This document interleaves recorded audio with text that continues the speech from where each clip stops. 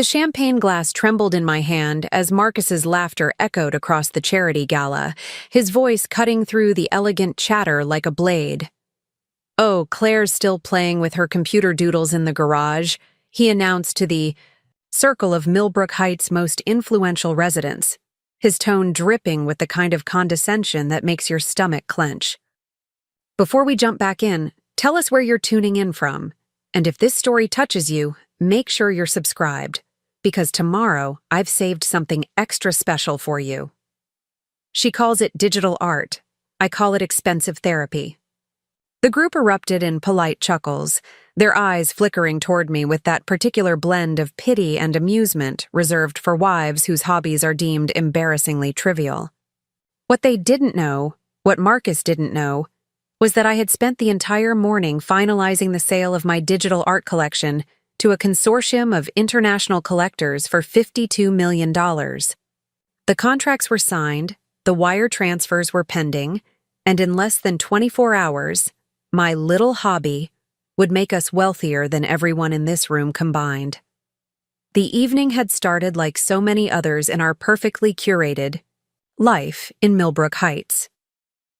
Marcus had insisted we attend the annual Grandview Country Club charity gala, not out of any genuine philanthropic impulse, but because the right people would be there.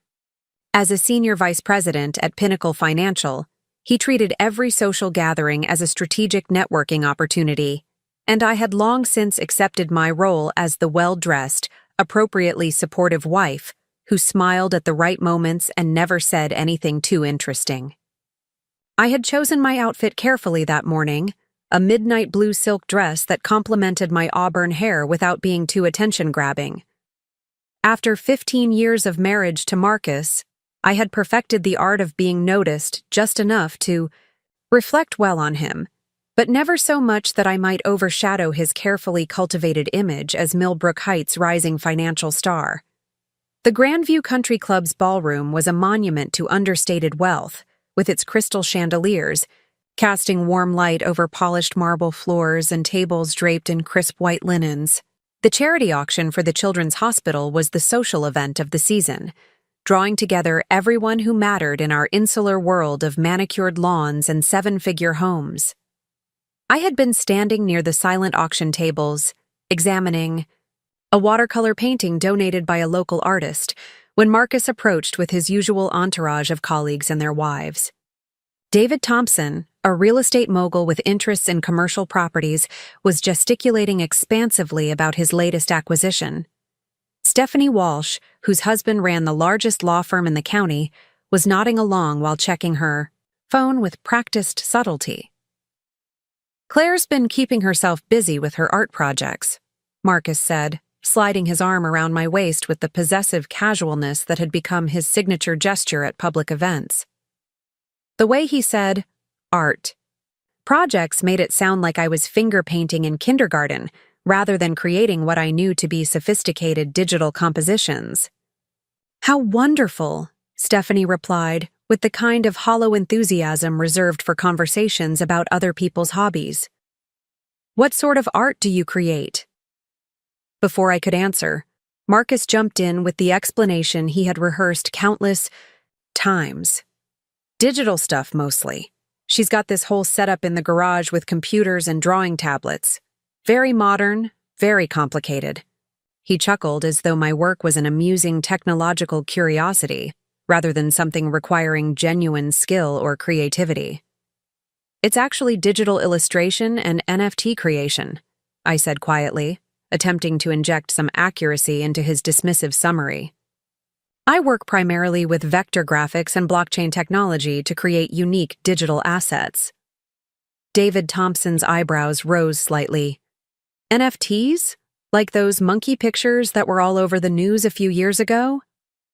"Similar technology, but my work focuses more on abstract compositions and interactive elements," I explained, feeling the familiar frustration of trying to describe my passion to people who had already decided it wasn't worth understanding. "Well, it keeps her out of trouble," Marcus said with another laugh, as though my artistic pursuits were equivalent to a child's preoccupation with toy blocks. "Better than spending money shopping, right?" The group laughed politely at his casual sexism, and I felt the familiar heat rise in my cheeks. This was the pattern we had fallen into over the past 3 years, ever since I had started seriously pursuing digital art. Marcus would introduce my work as a charming distraction. I would attempt to explain its actual complexity and value, and he would undercut my credibility with jokes that positioned him as the tolerant husband indulging his wife's silly hobby. What made it particularly painful was that Marcus hadn't always been this dismissive. When we first married, he had been genuinely supportive of my creative interests. I had been working as a graphic designer at a mid-sized marketing firm when we met, and he had seemed impressed by my portfolio and artistic sensibilities. But as his career advanced and our social circle became increasingly focused on traditional markers of success, he had grown embarrassed by my continued involvement in what he saw as a frivolous creative field. The shift had been gradual, but unmistakable. When I left my job 5 years ago to focus on freelance design work, he had been supportive, even encouraging. But when I transitioned into digital art and began exploring the emerging NFT market 3 years ago, his attitude changed. Suddenly my work wasn't real enough, wasn't prestigious enough, wasn't profitable enough to warrant serious consideration. "Has she sold any of her creations?" asked Amanda Rodriguez, whose husband owned a chain of upscale restaurants throughout the state. The question was asked with genuine curiosity, but I could see Marcus tense slightly beside me. "A few small pieces here and there," he said before I could respond. "Nothing significant. It's more about the creative fulfillment than the financial return." This was a lie, and we both knew it. Over the past 18 months, I had been quietly building a reputation in the digital art community under the pseudonym CD Vision. My work had been featured in several online galleries, and I had sold pieces ranging from $500 to $15,000 each. More importantly, I had been approached repeatedly by collectors and investment groups interested in acquiring larger bodies of my work. But Marcus either didn't know the extent of my success or he chose to ignore it. I had learned to keep my achievements to myself after the first few times I excitedly shared good news, only to have him minimize its importance or find ways to diminish my accomplishment. "Claire's very talented," said Rachel Kim, who had appeared at my side with perfect timing. Rachel was one of the few people in our social circle who genuinely understood and appreciated my work. As the chief technology officer for a major software company, she had both the technical knowledge to understand the complexity of digital art creation and the business acumen to recognize its growing market value. Her compositions are really quite sophisticated. The way she layers interactive elements is remarkable. Marcus's smile tightened almost imperceptibly. He had never been comfortable with Rachel's presence in our lives, partly because she represented the kind of professional success that he felt should be exclusively masculine, and partly because she refused to play along with his narrative about my work being a harmless hobby. "Rachel's very kind," Marcus said, his tone suggesting that kindness was somehow equivalent to dishonesty. "But let's be realistic about the market for this type of thing. It's very niche, very volatile, not exactly a stable investment opportunity." "The NFT market has actually stabilized quite a bit," Rachel replied calmly, "and the technology is evolving rapidly. Some of the most innovative digital artists are commanding serious prices from institutional collectors." I watched Marcus's jaw tighten as Rachel spoke. He hated being contradicted, especially by women, and especially about topics where his knowledge was limited. But he was too socially savvy to argue directly with Rachel, given her reputation and connections in the tech industry. "Well, we'll see," he said with forced lightness. "Maybe Claire will surprise us all and become the next Picasso of pixels." The group laughed at his joke, and I felt something crack inside my chest. The casual cruelty of reducing my years of dedicated work to a punchline was devastating enough, but doing it in front of people whose opinions mattered to our social standing felt like a public humiliation. "If you'll excuse me," I said with a smile I hoped appeared more genuine than it felt. "I need to check on something." I walked toward the ladies' room, needing a moment to compose myself before returning to the performance of being Marcus's appropriately supportive wife. As I passed through the elegant hallway lined with portraits of the country club's founding members, I caught a glimpse of myself in an antique mirror. I looked pale, strained, like someone slowly disappearing under the weight of constant diminishment. In the privacy of the marble-appointed restroom, I pulled out my phone and opened my encrypted messaging app. 3 new notifications awaited. Me, all from Tony Castellano, the art advisor who had been coordinating the sale of my collection. The messages were brief but electrifying. Contracts executed, wire transfers confirmed. Congratulations, Claire. You're about to become very wealthy. Final number, 52R, $3 million. Press coverage scheduled for tomorrow morning. Ready to change your life? I stared at the screen, reading the messages 3 times before their reality fully sank in. $52 million. More money than Marcus made in a decade. More money than most of the people in that ballroom would see in their lifetimes. And it had all come from my little hobby, my computer doodles, my expensive therapy. For 3 years, I had been building this collection in secret, working 16-hour days in my converted garage studio while Marcus attended his networking events and business dinners.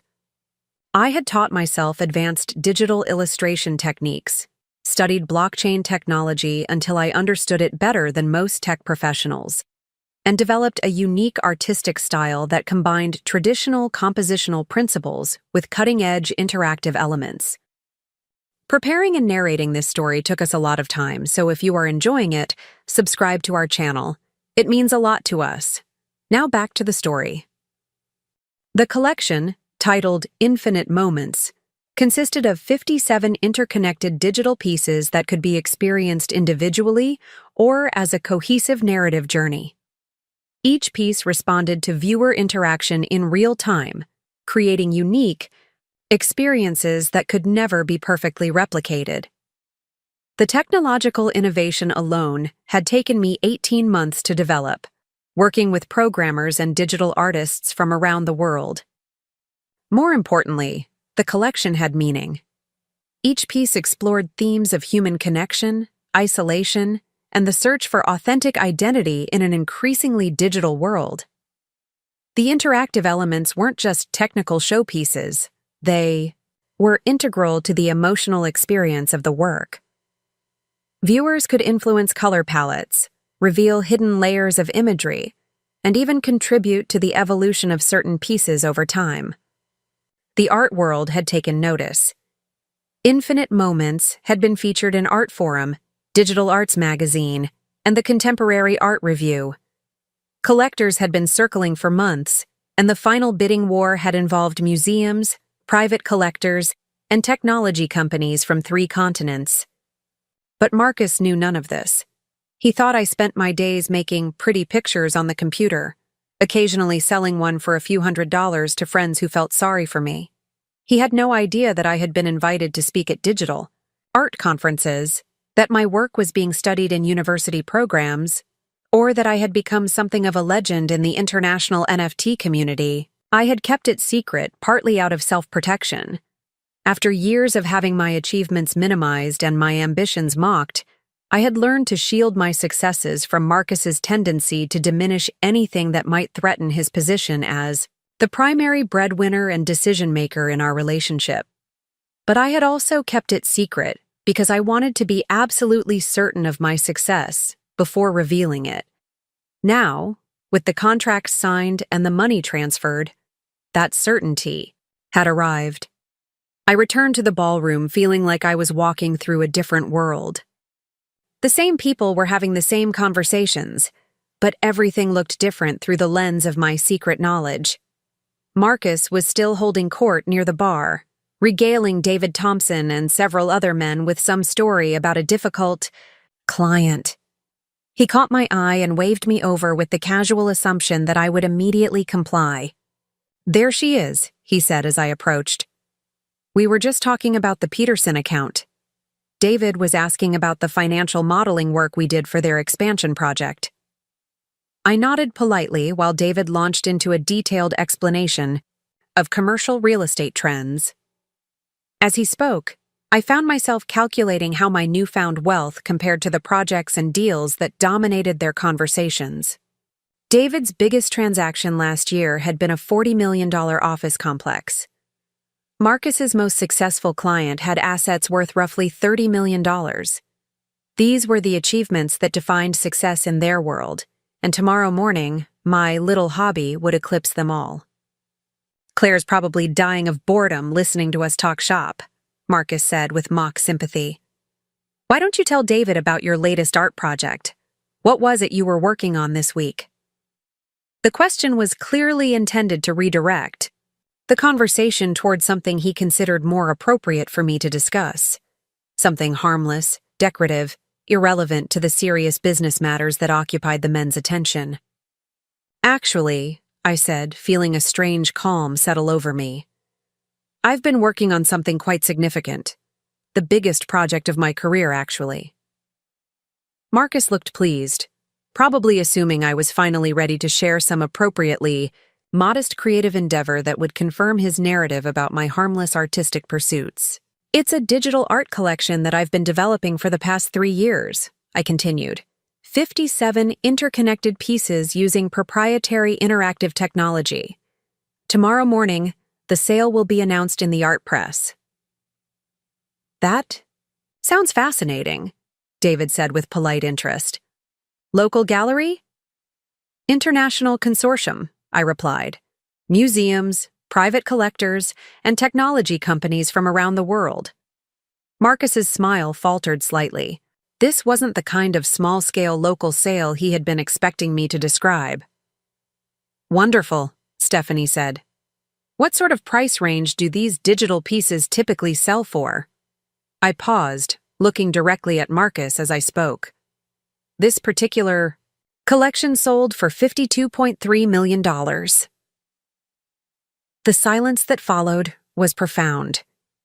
David's wine glass paused halfway to his lips. Stephanie's phone slipped slightly in her suddenly nerveless fingers. Marcus's face went through a remarkable transformation, cycling from confusion to disbelief to something approaching horror as the implications of my words sank in. "52 million?" David repeated slowly, as though he might have misheard. "Million," I confirmed. "The contracts were finalized this morning. The wire transfers are processing as we speak." Marcus was staring at me with an expression I had never seen before. It was the look of someone watching their entire worldview collapse in real time. For 15 years, he had been the successful one, the breadwinner, the person whose achievements mattered. I had been the supportive wife, the creative hobbyist, the person whose contributions were decorative rather than substantial. In a single moment, that entire dynamic had been obliterated. My little hobby had generated more wealth than Marcus would earn in his entire career. My computer doodles had made us richer than anyone in this room. My expensive therapy had just become the defining financial achievement of our family's life. The conversation around us had stopped entirely. Other groups were beginning to notice the unusual silence and the expressions of shock on the faces around me. Word was spreading through the ballroom with the kind of rapid efficiency that only exists in insular social communities where everyone knows everyone else's business. "I think," I said quietly, setting down my champagne glass with steady hands, "we need to talk." The drive home from the Grandview Country Club passed in absolute silence. Marcus gripped the steering wheel of his Mercedes with white knuckles. His jaw clenched so tightly I could see the muscle twitching beneath his skin. The elegant neighborhoods of Millbrook Heights rolled past our windows like scenes from someone else's life, their manicured perfection suddenly feeling fragile and temporary. I stared out at the familiar landscape, remembering the day we had first driven through these streets 15 years ago. Young and optimistic and certain that we were building something meaningful together. Marcus had just been promoted to senior analyst at Pinnacle Financial, and we were house hunting with the kind of excitement that comes from believing your life is unfolding exactly as it should. The Victorian house on Elm Street had been our dream home then, with its wraparound porch and mature oak trees and the detached garage that Marcus had promised I could convert into an art studio someday. That someday had arrived 3 years ago, when I finally claimed the space and began the work that would change everything. Marcus pulled into our driveway and sat motionless for a long moment, staring at the garage where I had spent thousands of hours building my secret empire. The building looked innocent enough from the outside, painted the same crisp white as the main house, with flower boxes beneath the windows that I maintained to keep up appearances. No one would guess that behind those modest walls lay the most sophisticated digital art studio in the tri-state area. $52 million, he said finally, his voice hollow and strange. It was the first time either of us had spoken since leaving the country club. 52.3 million, I corrected gently. He turned to look at me then, and I saw something in his expression that I had never seen before. Fear. Not just surprise or confusion, but genuine terror at the implications of what I had revealed. "How is that possible?" he asked. "You work on a computer in the garage. You make pictures." I unbuckled my seatbelt and turned to face him fully. After years of hiding, minimizing, and allowing him to diminish my work, I was finally ready to tell him the complete truth. "I don't just make pictures, Marcus. I create interactive digital experiences using proprietary technology that I developed myself. The pieces respond to viewer input in real time, creating unique, unrepeatable, artistic moments. The technical innovation alone represents 3 years of 18-hour days and collaboration with programmers and digital artists from around the world." He stared at me as though I was speaking a foreign language. "But you never said. I thought it was just a hobby." "You made it very clear that you thought it was just a hobby," I replied. "Every time I tried to explain the complexity of what I was doing, you dismissed it. Every time I mentioned a sale or recognition, you minimized it. After a while, I stopped trying to share my successes with you." The truth was more complicated than that, but it was a place to start. The real story began 3 years ago, when I first discovered the emerging world of NFTs and blockchain-based art. I had been feeling increasingly isolated in my traditional graphic design work, creating marketing materials and corporate brochures that satisfied clients but left me creatively empty. I had stumbled across an article about digital artists selling their work for thousands of dollars using something called non-fungible tokens. The technology was new, controversial, and completely fascinating.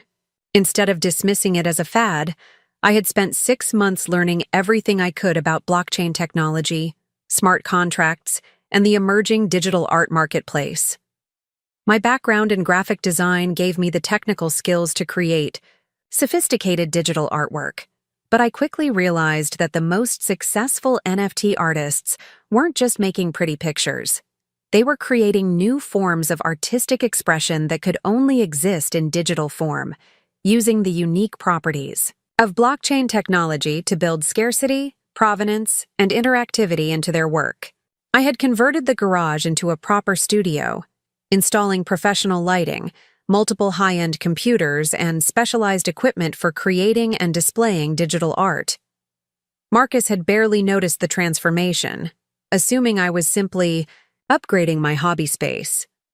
When packages arrived containing thousands of dollars worth of software and hardware, he never asked about the cost or the purpose.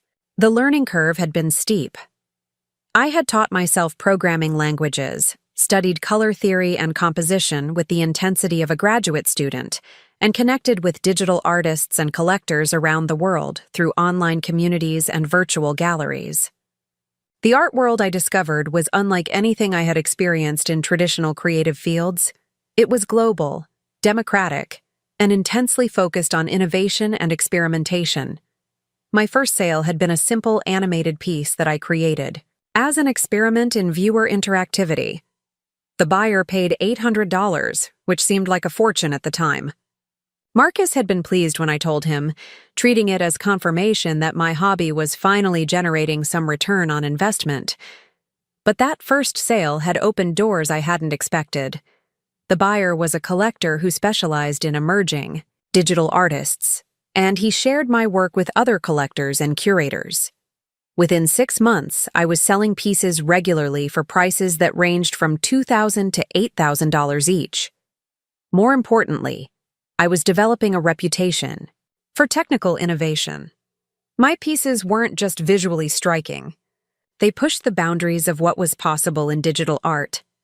I created works that evolved over time, pieces that responded to external data like weather patterns or stock market fluctuations, and interactive experiences that allowed viewers to influence the artwork in meaningful ways.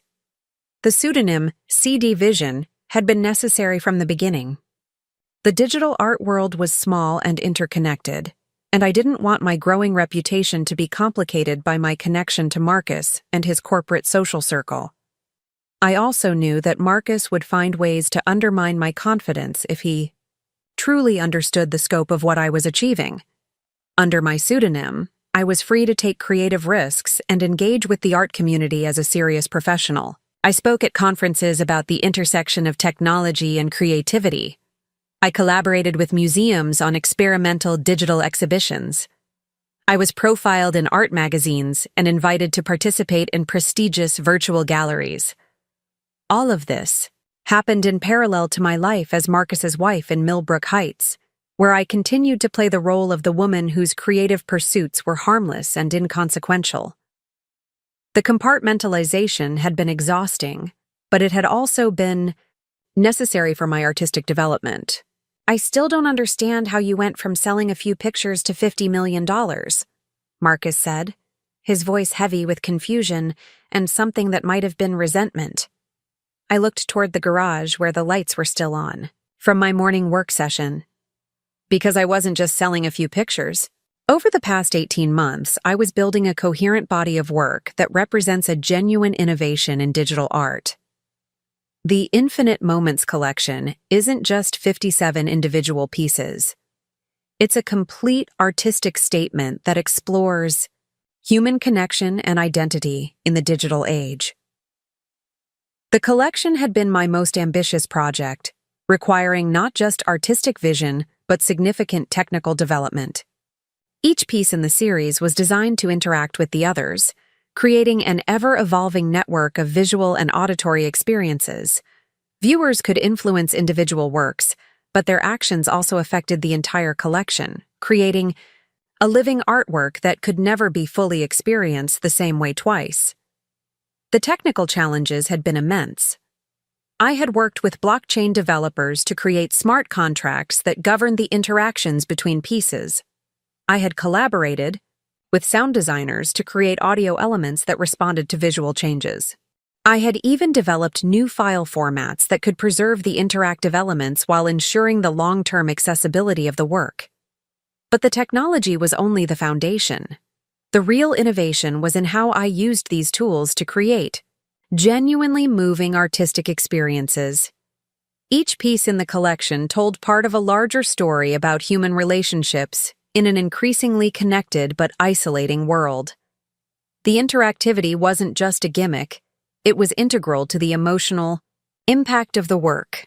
Artforum called it the most significant development in digital art since the invention of computer graphics, I said quietly.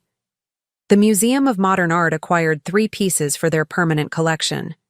The Tate Modern is planning a solo exhibition next year. Marcus was staring at me with an expression of complete bewilderment. This was information that fundamentally contradicted everything he thought he knew about my work and my capabilities. "But why didn't you tell me?" he asked. "Why keep it secret?" The question hung between us, loaded with years of accumulated hurt and disappointment. How could I explain that I had tried to share my growing success, only to have him dismiss each achievement as insignificant? How could I make him understand that his constant minimization of my work had taught me to protect my victories from his need to diminish them? "Do you remember when I sold my first piece for $800? I asked. He nodded uncertainly. "You said it was nice that my hobby was finally paying for itself. When I sold a piece for $5,000 6 months later, you said, "It was probably a fluke." When I was invited to speak at the Digital Art Symposium in New York, you said it was probably just because they needed to fill time slots. Each memory was sharp and clear.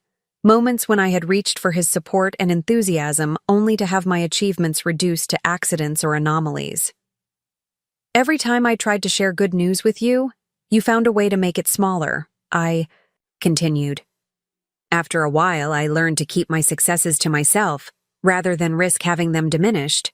Marcus was quiet for a long moment, and I could see him processing not just the financial implications of my revelation, but the relationship implications as well. For 15 years, he had been the successful one, the breadwinner whose achievements mattered. I had been the supportive spouse whose contributions were decorative and optional. Now, suddenly, I was not just financially successful, but professionally recognized in ways that his corporate achievements could never match. My work was being studied in universities and displayed in museums. I had created something genuinely new and valuable that would outlast any quarterly report or business deal. $52 million, he repeated, as though saying it again might make it more comprehensible. The money is just one measure of success, I said. What matters more to me is that I've created something meaningful, something that pushes the boundaries of what art can be and do. But even as I said it, I knew the money mattered too. Not because of what it could buy, but because of what it represented. Financial independence, the ability to make choices, based on my values rather than economic necessity. The freedom to pursue my artistic vision without worrying about practical considerations. More than that, the money was proof of value that even Marcus couldn't dismiss or minimize. He might not understand the artistic merit of my work, but he understood wealth and success in concrete terms. $52 million was a language. He spoke fluently, a form of achievement he couldn't pretend was accidental or insignificant. We sat in the car for another few minutes, both of us lost in our own thoughts. The neighborhood around us was quiet and peaceful, the kind of suburban tranquility that had once represented security and success. Now it felt small and confining.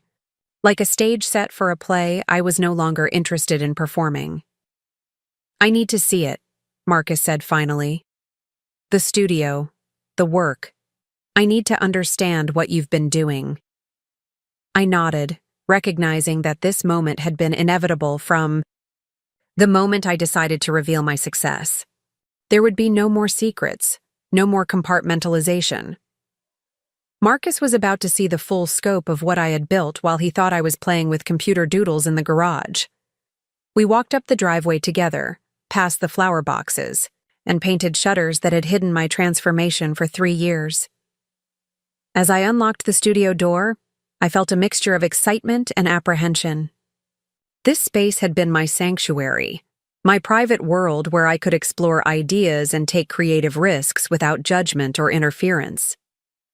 The door swung open to reveal a space that bore no resemblance to a hobby room or casual art studio. Professional. Lighting illuminated multiple workstations equipped with high-end computers and specialized monitors, capable of displaying the full color spectrum required for professional digital art. The walls were lined with reference materials, technical, manuals, and printed samples of my work. A large presentation screen dominated one wall, currently displaying the opening sequence of the Infinite Moments collection. Marcus stepped inside and stopped, turning slowly to take in the sophistication of the setup. This wasn't the amateur enthusiast space he had imagined. It was clearly the workshop of a serious professional, equipped with tools and technology that represented a significant investment of both money and expertise. "This is what you've been doing?" he asked, his voice barely above a whisper. I moved to the main computer and began pulling up files, showing him pieces from the collection that had just sold. On the large monitor, colors shifted and flowed in response to my input, creating patterns that seemed to breathe and pulse with their own internal rhythm. Each piece is essentially a computer program designed to create unique visual experiences. I explained, manipulating the interface to demonstrate the interactive elements. But instead of serving a utilitarian function, the programs are designed to evoke emotional responses and explore philosophical questions about consciousness, connection, and identity. I showed him how viewers could influence the artwork through various inputs, how the pieces responded to external data streams, and how the entire collection formed an interconnected network of visual and auditory experiences.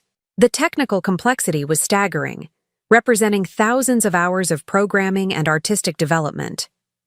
"I don't understand any of this," Marcus said, but his tone had changed.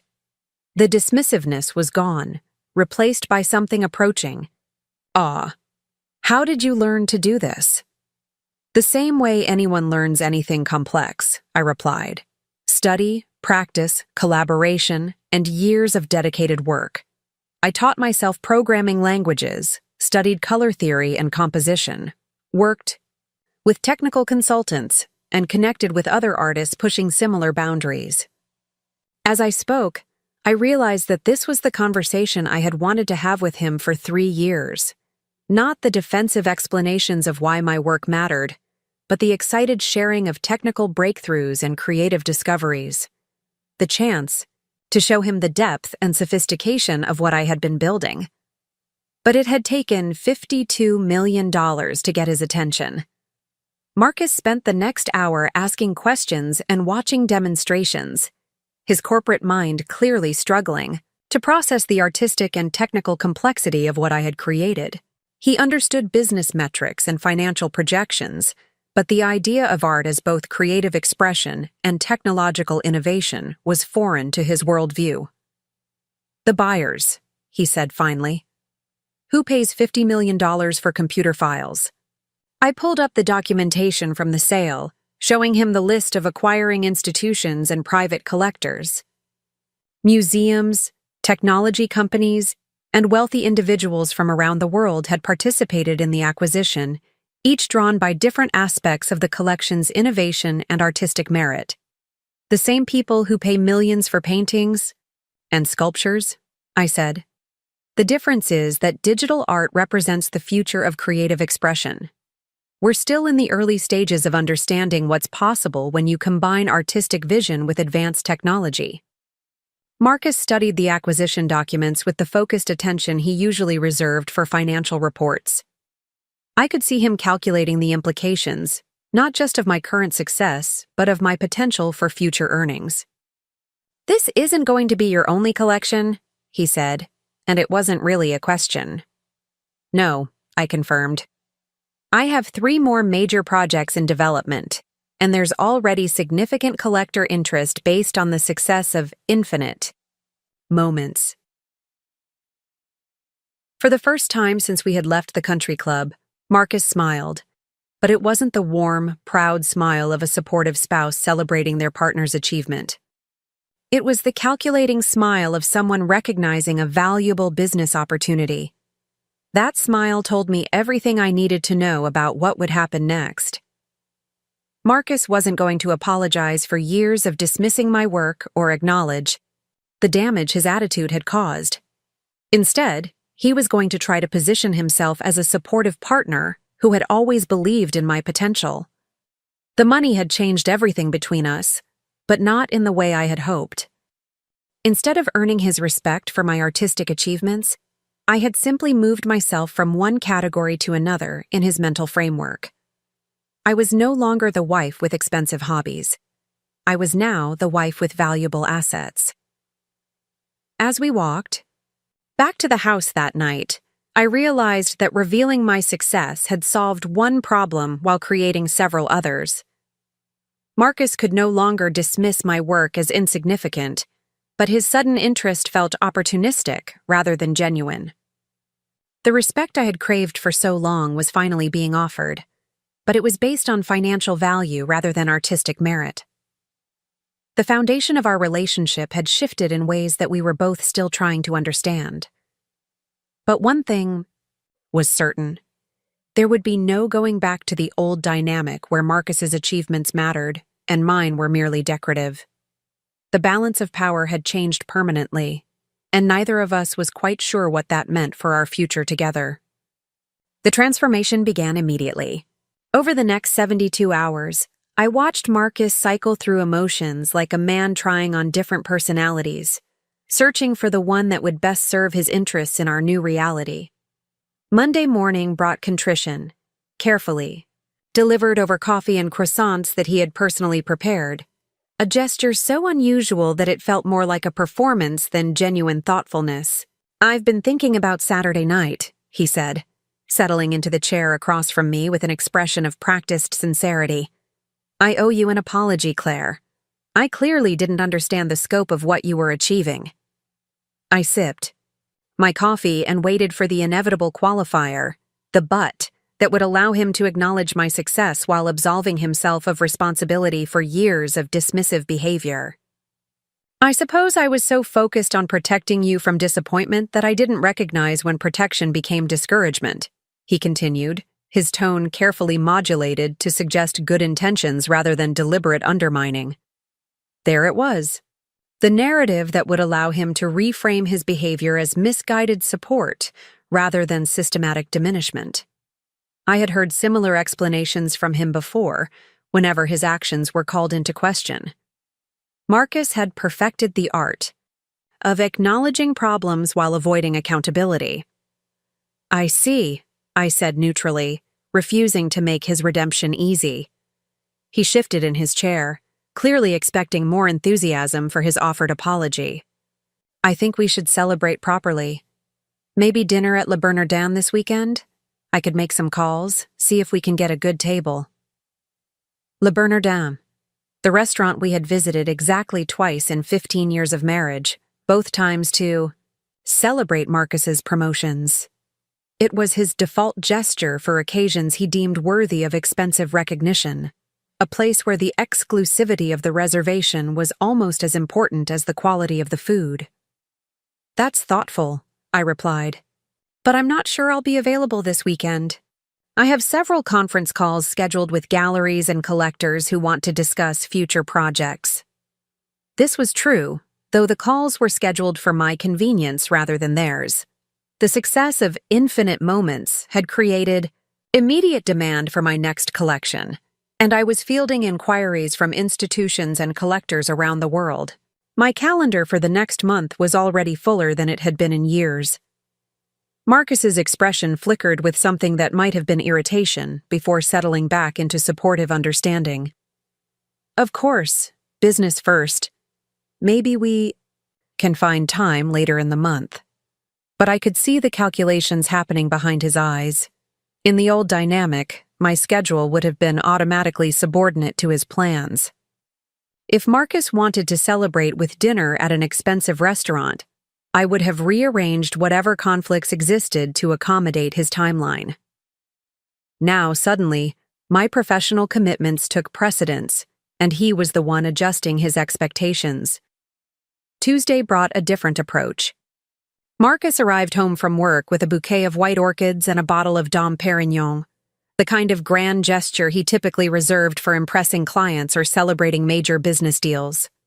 "I thought we should toast your incredible achievement," he announced, setting the flowers on the kitchen counter with a flourish. $52 million, Claire. It's extraordinary." I accepted the flowers graciously while noting that this was the first time he had used the word extraordinary to describe any aspect of my work. For 3 years, my digital art had been nice, or interesting, or a good way to stay busy. The transformation of his vocabulary was as sudden as it was transparent. "Thank you," I said, arranging the orchids in a vase. "They're beautiful. I've been telling everyone at the office about your success," he continued, popping the cork on the champagne with practiced ease. "David from Investment Management wants to know if you'd be interested in discussing portfolio strategies for managing sudden wealth. Stephanie from Tax Planning thinks we should schedule a meeting to discuss the implications for our returns." I paused in my flower arranging, recognizing the familiar pattern of Marcus inserting himself into situations where he might claim some credit or control. Within 48 hours of learning about my success, he was already positioning himself as my financial advisor and career manager. "I appreciate the offers," I said carefully, "but I already have financial advisors and tax specialists who understand the art market. Tony Castellano recommended them when we were structuring the sale." Marcus's smile tightened almost imperceptibly. Tony Castellano was the art advisor who had coordinated the acquisition of my collection, a man whose expertise and connections Marcus couldn't match or replicate. The existence of an entire professional support system that Marcus knew nothing about was clearly unsettling to him. "Of course," he said, pouring champagne into 2 crystal flutes. "Though it might be worth getting a second opinion from people who understand our broader financial picture." Our broader financial picture. The phrase was carefully chosen to suggest shared assets and joint decision-making, when in reality Marcus knew almost nothing about my income, expenses, or financial planning over the past 3 years. I had kept my art-related finances completely separate from our joint accounts, partly out of habit, and partly out of a growing awareness that financial independence might someday prove important. "I'll consider it," I said, accepting the champagne. Flute he offered. Wednesday brought the most telling transformation yet. Marcus emerged from his home office that evening with a stack of printouts and a yellow legal pad covered with notes, the kind of preparation he typically brought to important business presentations. "I've been doing some research," he announced, spreading the papers across our dining room table with the organized precision of a consultant preparing a client pitch. "The digital art market is fascinating, much more sophisticated than I realized."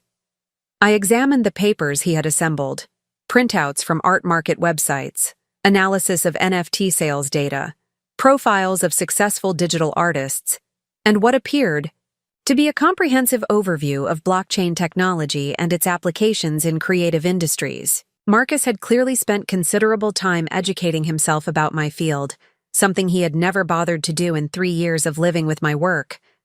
"This is impressive research," I said, meaning it sincerely while also recognizing the implications of its timing. "I think there are significant opportunities here," Marcus continued, settling into what I recognized as his business development mode. "The market is still emerging, which means early positioning could be extremely valuable. Have you considered developing a more systematic approach to production and marketing?" I set down my wine glass and studied his earnest expression. "What kind of systematic approach?" "Well, look at this," he said, pointing to a chart showing NFT sales volumes over the past year. "There are clear patterns in what sells and what doesn't. Price points, artistic styles, marketing strategies. If we could analyze your most successful pieces and identify the common elements, we could potentially optimize future production for maximum market impact." The word "we" hung in the air like smoke from an expensive cigar, pleasant-smelling but ultimately toxic. Marcus was proposing to apply business analytics to my artistic process, to reduce the creative exploration and emotional authenticity of my work, to market research and profit optimization. "Art isn't really a systematic process," I said gently. "The pieces that resonate most strongly are usually the ones that come from genuine creative impulses, rather than market calculations." "But surely there's room for both," Marcus replied, his enthusiasm undimmed by my lukewarm response. "Creative integrity and smart business practices don't have to be mutually exclusive. Some of the most successful artists in history were also savvy about marketing and positioning." He wasn't wrong, exactly. Many great artists had been thoughtful about the commercial aspects of their work. But Marcus's sudden interest in optimizing my artistic production felt less like supportive partnership and more like a hostile takeover attempt. "I'll think about it," I said, using the same diplomatic non-commitment I had offered to his previous suggestions. But that night, lying in bed while Marcus slept beside me, I found myself thinking about more than just his business proposals. I was thinking about the fundamental shift that had occurred in our relationship dynamic and what it meant for our future together. For 15 years, Marcus had been the primary breadwinner, the spouse whose career took precedence when we made major decisions. Where we lived, how we spent our money, which social events we attended, even how we allocated our time. All of these choices had been implicitly structured around supporting Marcus's professional advancement and maintaining his position in the corporate hierarchy that defined our social world. I had accepted this arrangement partly because it seemed natural, and partly because I lacked the financial independence to challenge it effectively. Even when I was working as a graphic designer, my income was significantly less than Marcus's, which gave him de facto authority over major decisions. When I transitioned to freelance work and then to digital art, the income differential became even more pronounced, effectively cementing his role as the decision-maker in our household. Now suddenly those roles had reversed. My artistic work had generated more wealth than Marcus would earn in his entire career, and my professional reputation was growing in ways that transcended simple financial success. Museums were acquiring my work for their permanent collections. Universities were developing curricula around the techniques I had pioneered. I was being invited to speak at conferences and contribute to academic publications about the future of digital art. Marcus's corporate success, while significant within his industry, couldn't compete with that kind of cultural impact. He could make senior vice president or even partner at Pinnacle Financial, but he would never create something that fundamentally changed how people thought about creativity and technology. The realization was both liberating and terrifying. For the first time in our marriage, I had the financial freedom to make choices based on my own values and priorities rather than economic necessity. I could pursue artistic projects that interested me regardless of their commercial viability. I could travel, collaborate with other artists, even relocate to a different city if it would advance my creative development. But I could also end my marriage. The thought arrived unbidden and unwelcome, but once it had formed, I couldn't dismiss it. The money had given me options I had never possessed before, including the option to leave a relationship that had become increasingly unsatisfying and constraining. I wasn't ready to make that choice yet, but the knowledge that I could make it changed everything. Marcus's sudden attentiveness and interest in my work felt different when viewed through the lens of financial independence. His apologies seemed more strategic than sincere, his suggestions more controlling than collaborative. Thursday morning brought confirmation of my growing suspicions about Marcus's motivations. I was working in my studio when he appeared in the doorway with his laptop and a cup of coffee, settling into the spare chair I kept for the rare occasions when I had visitors. "Do you mind if I work out here this morning?" he asked with studied casualness. "The lighting is better than my office, and I need to review some presentations." I glanced up from my computer, where I was developing preliminary concepts for my next collection. Marcus had never shown any interest in spending time in my studio, had barely set foot in the space until 3 days earlier. His sudden desire to work alongside me felt less like companionship and more like surveillance. "Of course," I said, curious to see what he was actually planning to do. For the next hour, Marcus made a show of working on his laptop while periodically asking questions about my process, my technology, and my plans for future projects. The questions were casual and apparently innocent, but I recognized the pattern from his business development work. He was conducting research, gathering information that could be useful for his own purposes. "The interactive elements are particularly impressive," he said during one such interruption. "Have you considered licensing the technology to other artists or institutions?" I saved my work and turned to face him directly. "Marcus, what are you really doing here?"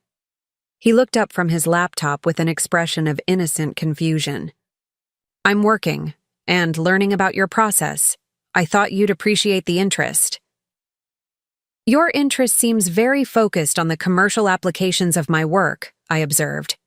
Are you planning to propose some kind of business partnership? Marcus closed his laptop and leaned back in his chair, apparently recognizing that subtlety was no longer serving his purposes. I think there are opportunities here that you might not be seeing.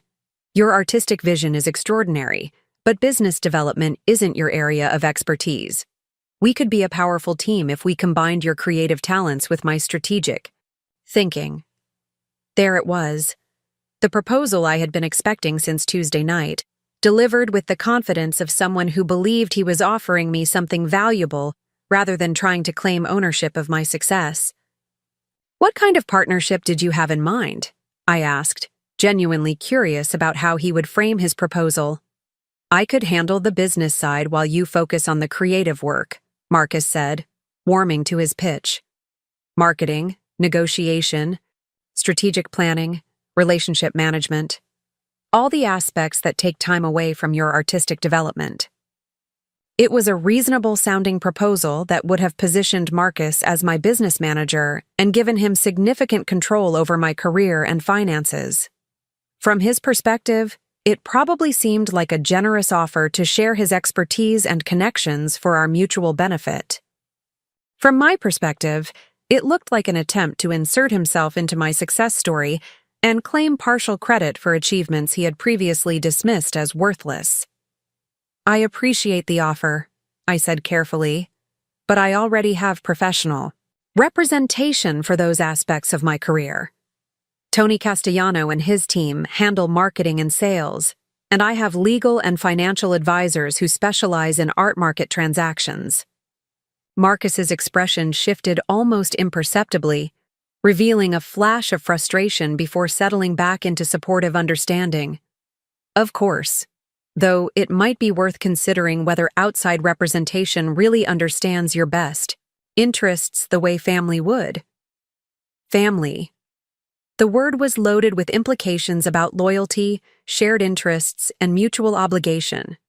Marcus was suggesting that blood relation made him more trustworthy than experienced professionals, despite having no relevant expertise and a track record of dismissing my work. I'll think about it, I said, returning to my computer screen, in a gesture of polite dismissal. But Marcus didn't take the hint. Instead, he reopened his laptop and continued his surveillance, asking questions and taking notes while maintaining the pretense of working on his own projects.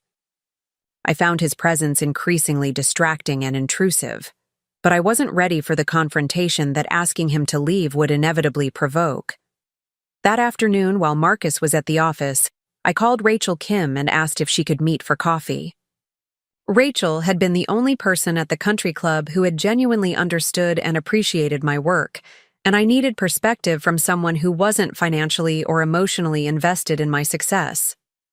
We met at a small cafe in downtown, Millbrook Heights, a place where we could speak privately without running into other members of our social circle. Rachel arrived with her usual punctuality and professional composure, though I detected a hint of excitement in her expression. So, she said, settling into the booth across from me with her latte, $52 million. I have to admit, even I didn't see that coming.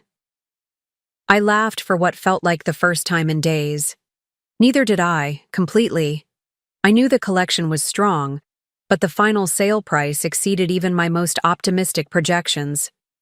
How is Marcus handling it? Rachel asked, and her tone suggested she already suspected the answer might be complicated. I spent the next 20 minutes describing Marcus's transformation over the past week, from his careful apologies to his business, proposals to his sudden interest in spending time in my studio. Rachel listened without interruption, occasionally nodding in recognition of patterns she had undoubtedly seen in other relationships. "He's trying to reposition himself," she said when I finished. Classic behavior when power dynamics shift. Suddenly. Instead of acknowledging that he misread the situation, he's trying to insert himself into your success story as though he always believed in your potential. That's what it feels like, I confirmed. But maybe I'm being unfair. Maybe he genuinely wants to be supportive now that he understands what I've been working toward. Rachel studied my expression with the analytical intensity that made her Such an effective technology executive. Do you believe that? Based on 15 years of marriage, does Marcus's behavior this week feel genuinely supportive or strategically motivated? The question forced me to confront something I had been avoiding. Marcus's sudden transformation felt performative rather than authentic, driven by his recognition of changed circumstances rather than genuine appreciation for my artistic achievements. Strategically motivated, I admitted. Then you need to decide what you want to do about it, Rachel said gently. The money has given you options you didn't have before. You can stay in the marriage and work to rebuild it on more equitable terms, or you can use your newfound independence to explore other possibilities. The phrase encompassed everything from career opportunities to geographic relocation to ending my marriage entirely. For the first time in my adult life, I had the financial freedom to make choices based on what I wanted, rather than what I could afford. I'm not ready to make any major decisions yet, I said, but I think I need to establish some boundaries about how we move forward. Rachel nodded approvingly. Boundaries are good, especially with someone who's used to being in control and is suddenly facing a very different dynamic. We talked for another hour about practical considerations and relationship strategies, and by the time I returned home, I had developed a clearer sense of how I wanted to handle Marcus's transformation. I wouldn't be cruel or dismissive, but I also wouldn't allow him to claim ownership of my success or control over my future decisions. The conversation I needed to have with Marcus wouldn't be easy, but it was necessary. Our relationship had reached a crossroads, and the direction we chose would determine whether we could build something genuinely equitable together or whether my newfound independence would ultimately lead us in different directions. That evening, I began preparing for the most important negotiation of my marriage. Friday arrived with the crisp clarity of autumn in Millbrook Heights, sunlight streaming through our kitchen windows as I prepared what would become the most consequential breakfast conversation of our marriage. Marcus sat at the island, scrolling through his phone while absently consuming the steel-cut oats I had prepared. His attention focused on financial news and market reports that suddenly seemed smaller and less significant than they had a week earlier. I had spent most of the previous night rehearsing what I needed to say, finding the balance between honesty and kindness that would allow us to move forward with clarity rather than resentment. The revelation at the country club had changed the fundamental dynamics of our relationship, but we hadn't yet addressed what that transformation meant for our future together. Marcus, I said, setting down my coffee cup with deliberate precision. We need to have a serious conversation about where we go from here. He looked up from his phone, and I saw him register the gravity in my tone. Over 15 years of marriage, he had learned to recognize the difference between casual discussion and significant dialogue, and something in my expression clearly signaled that this would be the latter.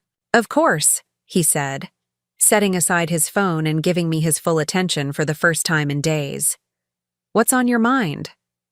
I had decided to begin with appreciation rather than criticism, to acknowledge the positive aspects of our relationship, before addressing the problems that needed to be resolved. I want you to know that I value what we've built together, I began, choosing my words carefully. 15 years of marriage means something, and I don't want to dismiss the good things.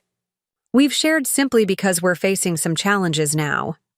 Marcus nodded, though I could see tension gathering in his shoulders as he prepared for whatever criticism might follow my diplomatic opening. But I also need you to understand that something fundamental has changed between us, I continued. Not just because of the money, but because of how the past week has revealed some patterns in our relationship that I can no longer ignore. What kind of patterns? He asked, though his defensive tone suggested he already suspected where this conversation was heading. I took a breath and committed to complete honesty. For 3 years, I tried to share my growing success with you. Small victories at first, then larger ones. Each time, you found ways to minimize my achievements or dismiss them as accidents or flukes.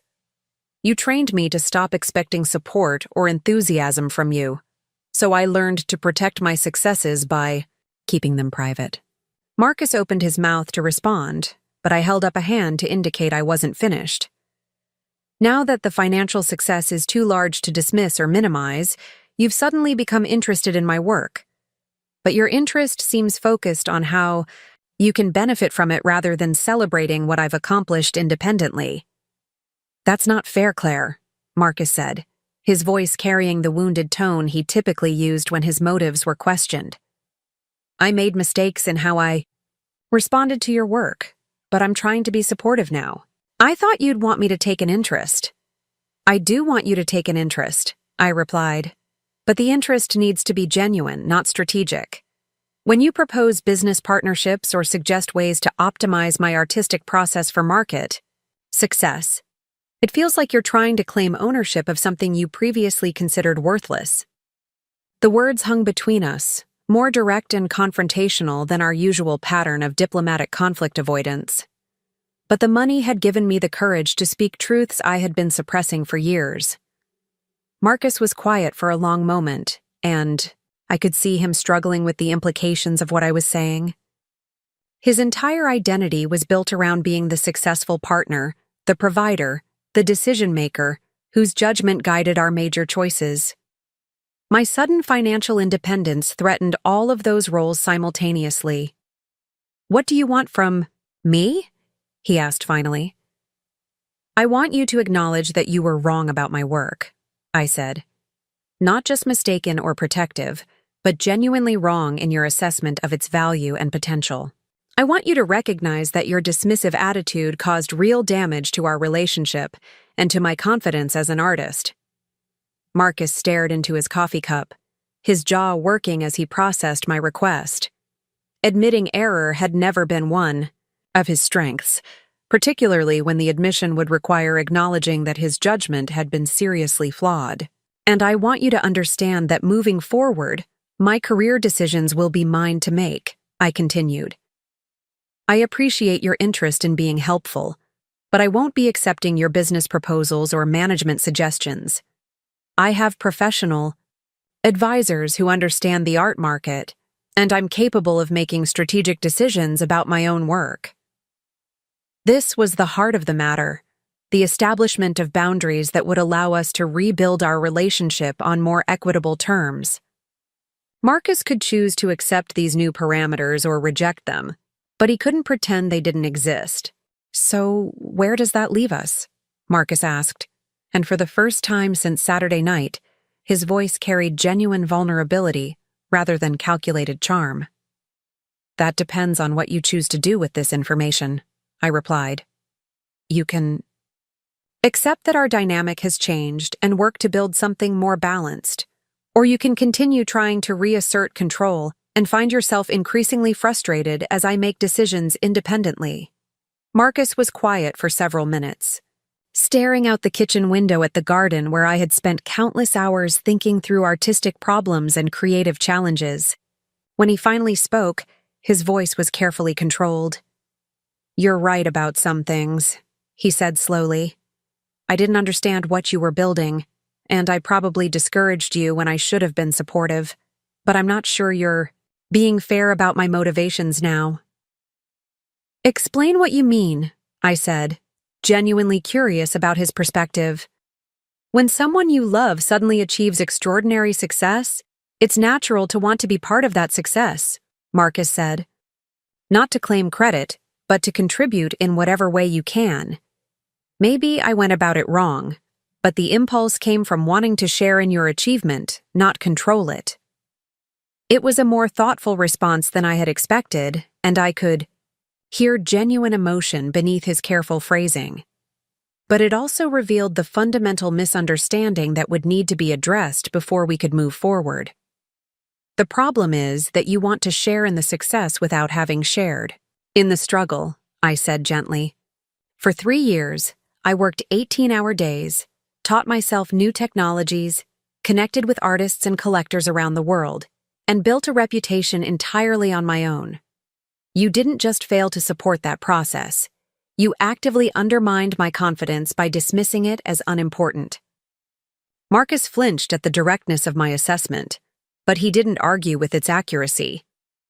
Now that the work has proven valuable, you want to become my partner and advisor, I continued. But partnership requires mutual respect and shared sacrifice, not just shared benefits. You can't skip the hard parts and show up for the rewards.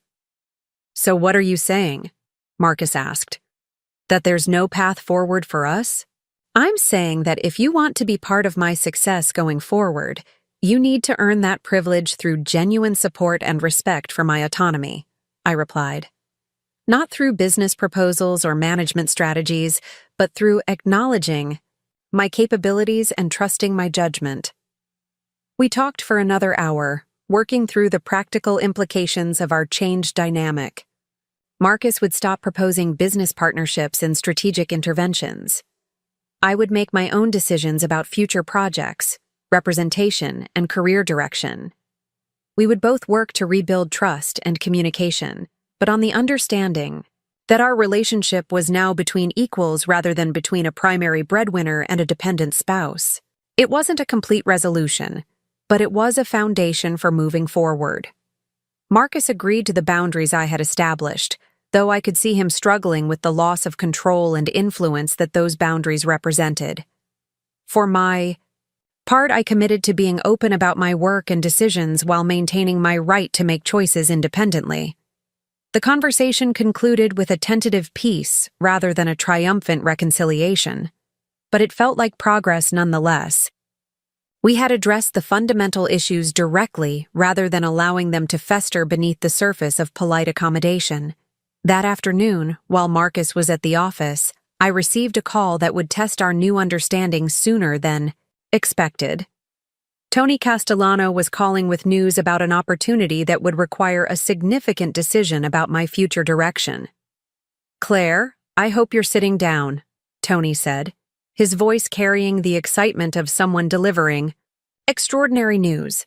"I just received a call from the Guggenheim.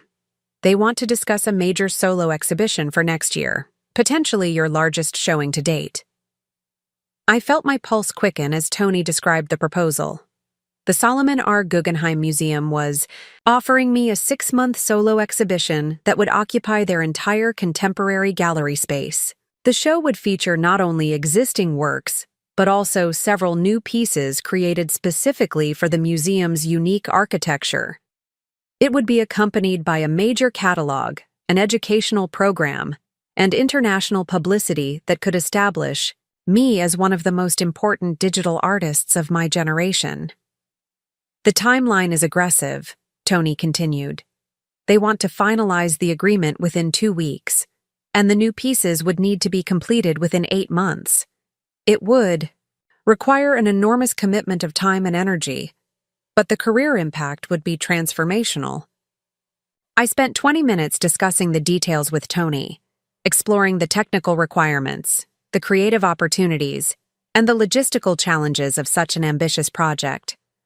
By the time we concluded the call, I knew I wanted to accept the exhibition offer, but I also knew it would require significant changes to my life and schedule. The Guggenheim project would demand my complete artistic focus for the better part of a year. I would need to travel frequently for planning meetings and technical consultations. I might even need to relocate temporarily to New York to oversee the installation and opening events. It was exactly the kind of career-defining opportunity that Marcus and I would have discussed extensively under our old dynamic, with his input weighing heavily in my decision-making process. Under our new arrangement, however, the choice was mine to make independently. When Marcus returned home that evening, I was already deep into preliminary sketches for the Guggenheim pieces, exploring how my interactive digital work might respond to the museum's famous spiral architecture. He found me in the studio, surrounded by reference materials and technical specifications, working with the kind of focused intensity that had produced my most successful pieces. "Big project?" he asked, settling into the spare chair with genuine curiosity, rather than the investigative agenda that had characterized his recent visits to my workspace. "Potentially," I replied, saving my work and turning to face him. "The Guggenheim wants to do a major solo exhibition. 6 months. The entire contemporary gallery space. New pieces created specifically for their architecture. Marcus's eyebrows rose in recognition of the significance of such an offer. The Guggenheim was one of the most prestigious museums in the world, and a solo exhibition there would represent the kind of career achievement that most artists could only dream about. "That's incredible, Claire," he said, and for the first time in years, his enthusiasm seemed completely genuine. "When would it happen?" "Next year, if I accept," I said. "The timeline is aggressive, and it would require significant changes to how I work and where I spend my time. I might need to be in New York for extended periods during the installation and opening." I watched Marcus process the implications of what I was describing. A year-long project that would require frequent travel and potentially temporary relocation represented exactly the kind of major life decision that we would have made together under our old arrangement. Now I was presenting it as information rather than seeking his permission or approval. "Are you going to accept?" he asked, and I could hear him working to keep any hint of expectation or pressure out of his voice. "Yes," I said simply. "It's an extraordinary opportunity, and the artistic challenges are exactly what I want to be exploring right now." Marcus nodded slowly, and I could see him adjusting to the reality that I had made a decision that would significantly impact both of our lives without consulting him in the traditional sense. "Is there anything I can do to support the project?" he asked carefully. The question represented exactly the kind of supportive partnership I had been hoping he might be capable of. Instead of trying to manage or control my decision, he was asking how he could help me succeed on my own terms. "Actually, yes," I said, feeling a spark of hope about our potential to rebuild our relationship on healthier foundations. "The project will require a lot of travel and some irregular schedules. Having your support and understanding during that process would mean a great deal to me." "You have it," Marcus said without hesitation. "This is your moment, Claire. I want you to make the most of it." For the first time in days, his words felt completely sincere rather than strategically calculated. It was a small moment, but it suggested that Marcus might be capable of the genuine partnership I had been seeking. The evening proceeded with more ease and authentic communication than we had shared in months. Marcus asked thoughtful questions about the technical challenges of adapting my work to the Guggenheim space, and I found myself explaining my artistic vision with the enthusiasm I usually reserved for conversations with fellow artists or curators. As we prepared for bed that night, I felt cautiously optimistic about our ability to navigate this new phase of our relationship. The boundaries I had established that morning seemed to be creating space for more genuine interaction rather than the strategic maneuvering that had characterized Marcus's behavior over the past week. But the real test would come over the following months, as the demands of the Guggenheim project required me to make numerous independent decisions about travel, scheduling, and creative priorities. Our conversation had established the framework for moving forward, but the actual work of rebuilding trust and communication was only beginning. The money had given me the freedom to pursue opportunities like the Guggenheim exhibition without worrying about financial consequences. But it had also forced both Marcus and me to confront fundamental questions about power, respect, and autonomy in our marriage. The answers to those questions would determine whether our relationship could evolve to accommodate my transformed circumstances, or whether my newfound independence would ultimately lead us in different directions. As I fell asleep that night, I felt grateful for the clarity that had emerged from our difficult conversation, even though I knew the hardest work lay ahead. The revelation of my success had exposed problems that had been festering beneath the surface of our relationship for years, but it had also created opportunities for growth and change that hadn't existed before. Whether Marcus and I could build something stronger and more equitable from the ruins of our old dynamic remained to be seen. But for the first time in years, I felt hopeful about the possibility of authentic partnership based on mutual respect, rather than economic dependency. The morning would bring new challenges and decisions.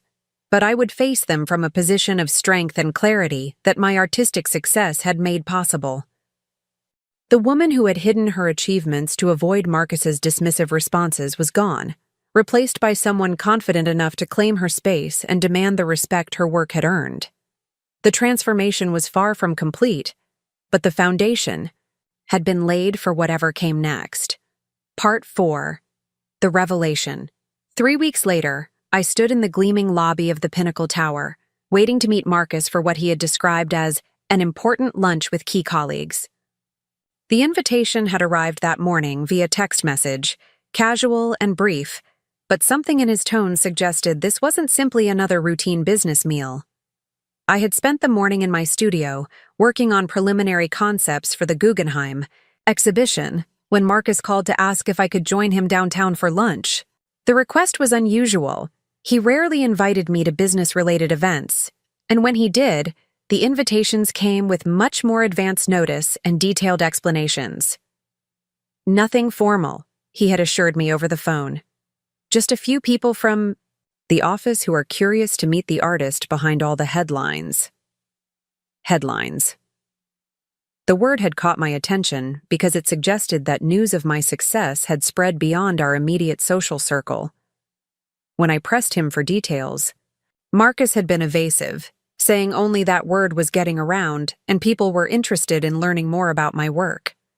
Now, standing in the marble-clad lobby of Pinnacle Financial's headquarters, I was beginning to suspect that Marcus's casual lunch invitation might be something more calculated than he had suggested. The building hummed with the kind of expensive energy that came from concentrating significant wealth and power in a single location, and I felt underdressed despite having chosen my outfit carefully. Marcus appeared from the elevator bank at precisely noon, dressed in his best suit and wearing the confident smile he reserved for important client meetings. He embraced me warmly, but I detected a nervousness beneath his polished exterior that suggested this lunch was more significant than he had initially indicated. "You look beautiful," he said, stepping back to assess my appearance with the critical eye he typically reserved for business presentations. "Perfect choice for today." The comment confirmed my suspicion that this lunch was being staged for a specific purpose, though I still wasn't certain what that purpose might be. Marcus had clearly given thought to how I should be presented to whoever we were meeting, which suggested that my appearance at this lunch was intended to accomplish something beyond casual social interaction. "Who exactly are we meeting?" I asked as we walked toward the elevator. "Senior partners mostly," Marcus replied, his tone carrying the studied casualness that meant he was omitting important details. "People who have been following your success with great interest." The elevator carried us to the 37th floor, where Pinnacle Financial's executive dining room occupied a corner space with panoramic views of the city. The room was elegant in the understated way that signaled serious money: thick carpets, dark wood paneling, and artwork that had clearly been selected by professional consultants rather than personal taste. A small group was already assembled, around a table set for 8, and I recognized several faces from various social events over the years. These were the senior partners and managing directors who represented the top tier of Pinnacle's hierarchy, people whose approval and support were crucial to Marcus's continued advancement within the firm. "Claire, you remember Jonathan Webster," Marcus said, introducing me to a distinguished man in his 60s whom I recalled from several charity galas. Jonathan was one of Pinnacle's founding partners, with a reputation for both financial acumen and cultural sophistication. "Of course," I replied, accepting Jonathan's warm handshake. "Wonderful to see you again." "The pleasure is entirely mine," Jonathan said with what appeared to be genuine enthusiasm. "I have to confess, I've been following your artistic success with tremendous interest. Marcus has been keeping us updated on your achievements." This was news to me. Marcus had never mentioned discussing my work with his colleagues, and I wondered what version of my success story he had been sharing with the Pinnacle leadership team. As we were seated and introductions continued around the table, I began to understand the true purpose of this lunch. Each person present held significant influence within Pinnacle Financial, and several made comments suggesting they had been briefed extensively about my recent sale and upcoming Guggenheim exhibition. $52 million, said Patricia Chen, a managing director who specialized in high-net-worth client relationships. In the art world, that represents serious institutional recognition. Museums and collectors don't invest at that level, unless they're confident about long-term cultural significance. The technology aspects are particularly fascinating, added Robert Walsh, whose wealth management division served many of the region's most affluent families. Digital art represents the intersection of creativity and innovation in ways that traditional media simply can't match. I found myself engaged in an increasingly sophisticated conversation about art market trends, the role of technology in contemporary creativity, and the investment potential of digital assets. These weren't casual questions from people making polite conversation. They were informed inquiries from financial professionals who had clearly researched my work and its market positioning. As the conversation progressed, I began to realize that Marcus had orchestrated this lunch for reasons that went beyond simple social introduction. The questions being asked and the expertise being demonstrated suggested that Pinnacle Financial might be considering some kind of business opportunity related to my artistic success. "We've been discussing the possibility of developing an art investment fund," Jonathan said during the main course, confirming my growing suspicions about the meeting's true purpose. Digital assets represent an emerging market with significant growth potential, but most traditional investors lack the expertise to evaluate opportunities effectively. Patricia leaned forward with obvious interest. "Someone with your reputation and connections could provide invaluable guidance for that kind of initiative. The combination of artistic insight and market knowledge would be essential for success." I glanced at Marcus, who was maintaining a carefully neutral expression while clearly monitoring my reaction to what was being proposed. He had positioned this lunch as a casual social gathering, but it was actually a business development meeting designed to explore my potential involvement in a Pinnacle Financial venture. "That sounds like a fascinating project," I said diplomatically, "but I should mention that I already have established relationships with galleries and advisory services for my own work." "Of course," Robert said smoothly. "We wouldn't be proposing anything that would conflict with your existing representation. This would be more about leveraging your expertise to help other investors navigate the digital art market." The conversation continued for another hour, with various partners outlining their vision for an art investment fund that would combine Pinnacle's financial resources with expert curatorial guidance. The opportunity was presented as mutually beneficial.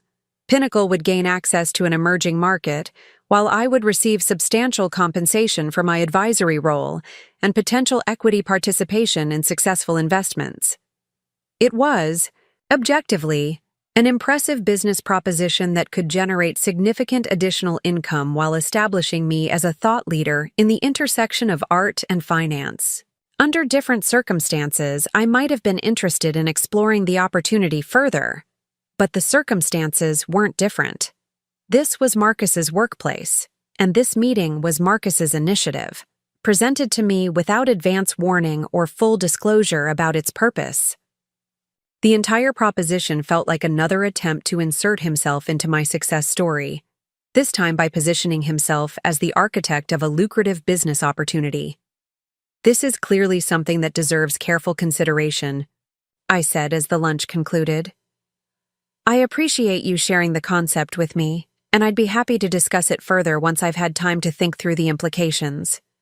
Jonathan handed me his business card with obvious satisfaction. "Please don't hesitate to reach out when you're ready to explore next steps. We believe this could be a transformative opportunity for everyone involved." The elevator ride back to the lobby was silent, with Marcus clearly waiting for my reaction to what had just transpired. I remained quiet until we reached the street, where the bustle of downtown pedestrian traffic provided cover for what I knew would be a difficult conversation. "That was interesting," I said neutrally as we walked toward the parking garage where I had left my car. I thought you might find it intriguing, Marcus replied, his tone carefully enthusiastic without being pushy. It's exactly the kind of opportunity that could leverage your expertise in ways that go beyond individual artistic projects. We had reached my car before I felt ready to address what had really happened during that lunch. Marcus stood beside the driver's door, clearly expecting detailed discussion of the business proposition and my thoughts about potential collaboration with Pinnacle Financial. Marcus, I said, turning to face him directly, when you invited me to lunch this morning, you described it as a casual meal with colleagues who were curious about my work.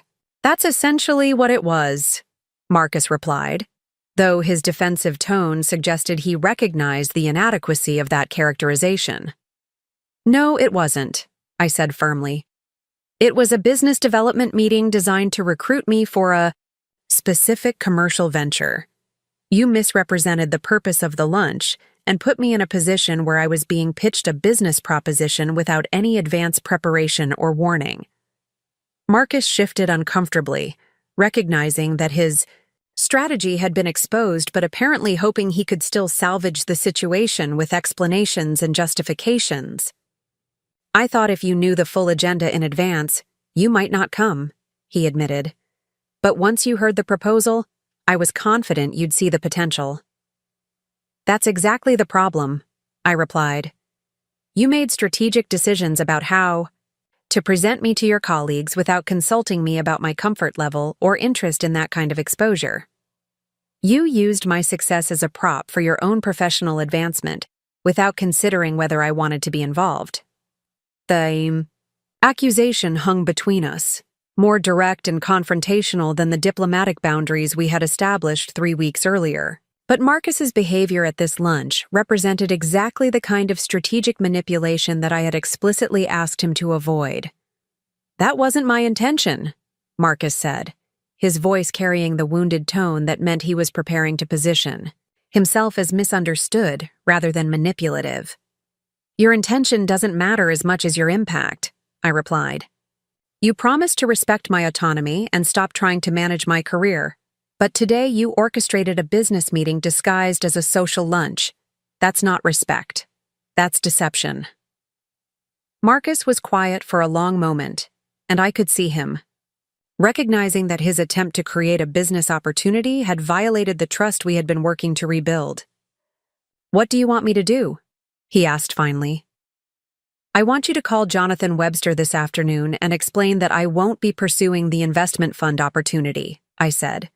And I want you to understand that this kind of strategic maneuvering is exactly what damages our relationship and undermines my confidence in your transformation. But the opportunity itself has merit, Marcus protested. Even if my approach was wrong, the business proposition could be genuinely beneficial for your career. Maybe it could, I agreed. But that's my decision to make, not yours to orchestrate. If I'm interested in exploring business opportunities related to my artistic expertise, I'll do that through my own professional channels, not through your workplace networking. The key conversation concluded with Marcus's reluctant agreement to withdraw me from consideration for the Pinnacle financial venture, but I could see his frustration with what he perceived as my rejection of a valuable opportunity. From his perspective, he had identified a potentially lucrative collaboration and arranged an introduction that could benefit both my career and our family finances.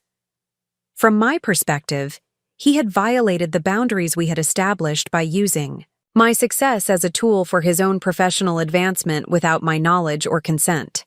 The fact that the opportunity might have been genuinely beneficial was less important than the deceptive manner in which it had been presented. As I drove home that afternoon, I realized that Marcus and I were still struggling with fundamentally different understandings of what our new dynamic should look like. He seemed to believe that as long as his suggestions and initiatives might benefit me financially, they were automatically welcome and appropriate. I needed him to understand that respect for my autonomy meant respecting my right to make choices about my own career, even if those choices might result in missed opportunities or reduced income.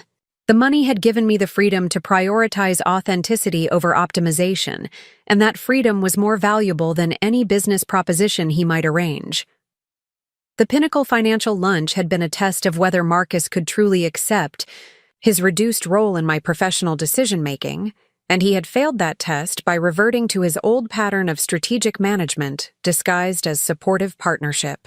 But it had also been a test of my ability to maintain the boundaries I had established, regardless of the potential consequences for our relationship. In that respect, I felt confident that I had handled the situation appropriately, even though it meant disappointing Marcus's expectations and possibly damaging his standing with his colleagues. The evening would bring another difficult conversation, but I was prepared for it. The clarity I had gained about my own values and priorities was worth more than any business opportunity, and I wouldn't compromise that clarity to avoid conflict or preserve Marcus's comfort. The woman who had hidden her achievements to maintain domestic peace was gone, replaced by someone willing to defend her autonomy, even when that defense came at a cost.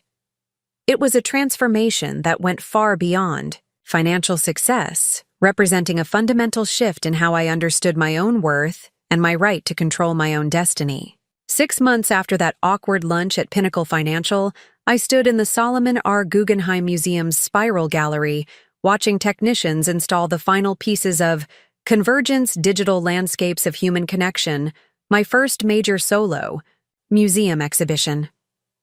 The curved walls of Frank Lloyd Wright's architectural masterpiece provided a perfect backdrop for my interactive digital works, creating an immersive experience that transformed the entire space into a living artwork. The irony wasn't lost on me that I was standing in one of the world's most prestigious cultural institutions, preparing for an exhibition that would cement my reputation as a pioneering digital artist, while Marcus sat in our Millbrook Heights kitchen reviewing divorce papers that would dissolve our 15-year marriage. The transformation hadn't happened suddenly.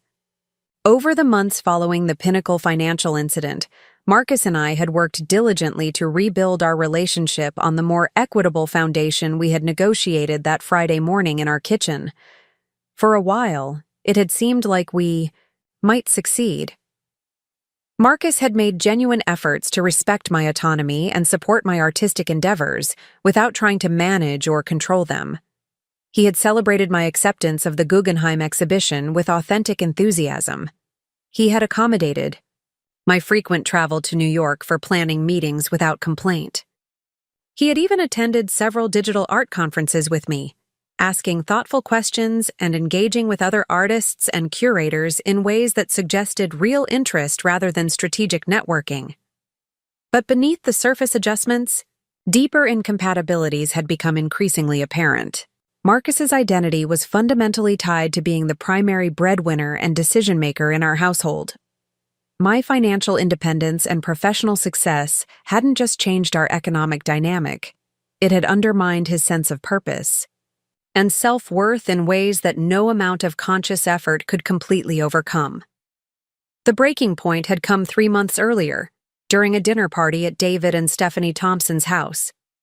The gathering included many of the same people who had witnessed Marcus's dismissive comments about my computer doodles at the country club charity gala, and I could see him struggling with the reversed dynamics as guests directed their attention and questions toward me rather than him. Claire's Guggenheim exhibition is generating international buzz, Amanda Rodriguez had mentioned during the cocktail hour. I read about it in Art Forum last week. The technology sounds absolutely revolutionary. The interactive elements are particularly innovative, added Rachel Kim, who had become one of my closest friends over the past year. Claire has essentially created a new form of artistic expression that could only exist in digital form. I had watched Marcus's expression throughout these conversations, seeing him try to maintain the supportive spouse persona while clearly struggling with his reduced role in the social dynamic. When someone asked about his own work at Pinnacle Financial, the conversation had shifted politely to his recent projects, but the energy had been dutiful rather than genuinely engaged. Later that evening, as we drove home through the quiet streets of Millbrook Heights, Marcus had finally voiced the thoughts I could see him wrestling with throughout the dinner.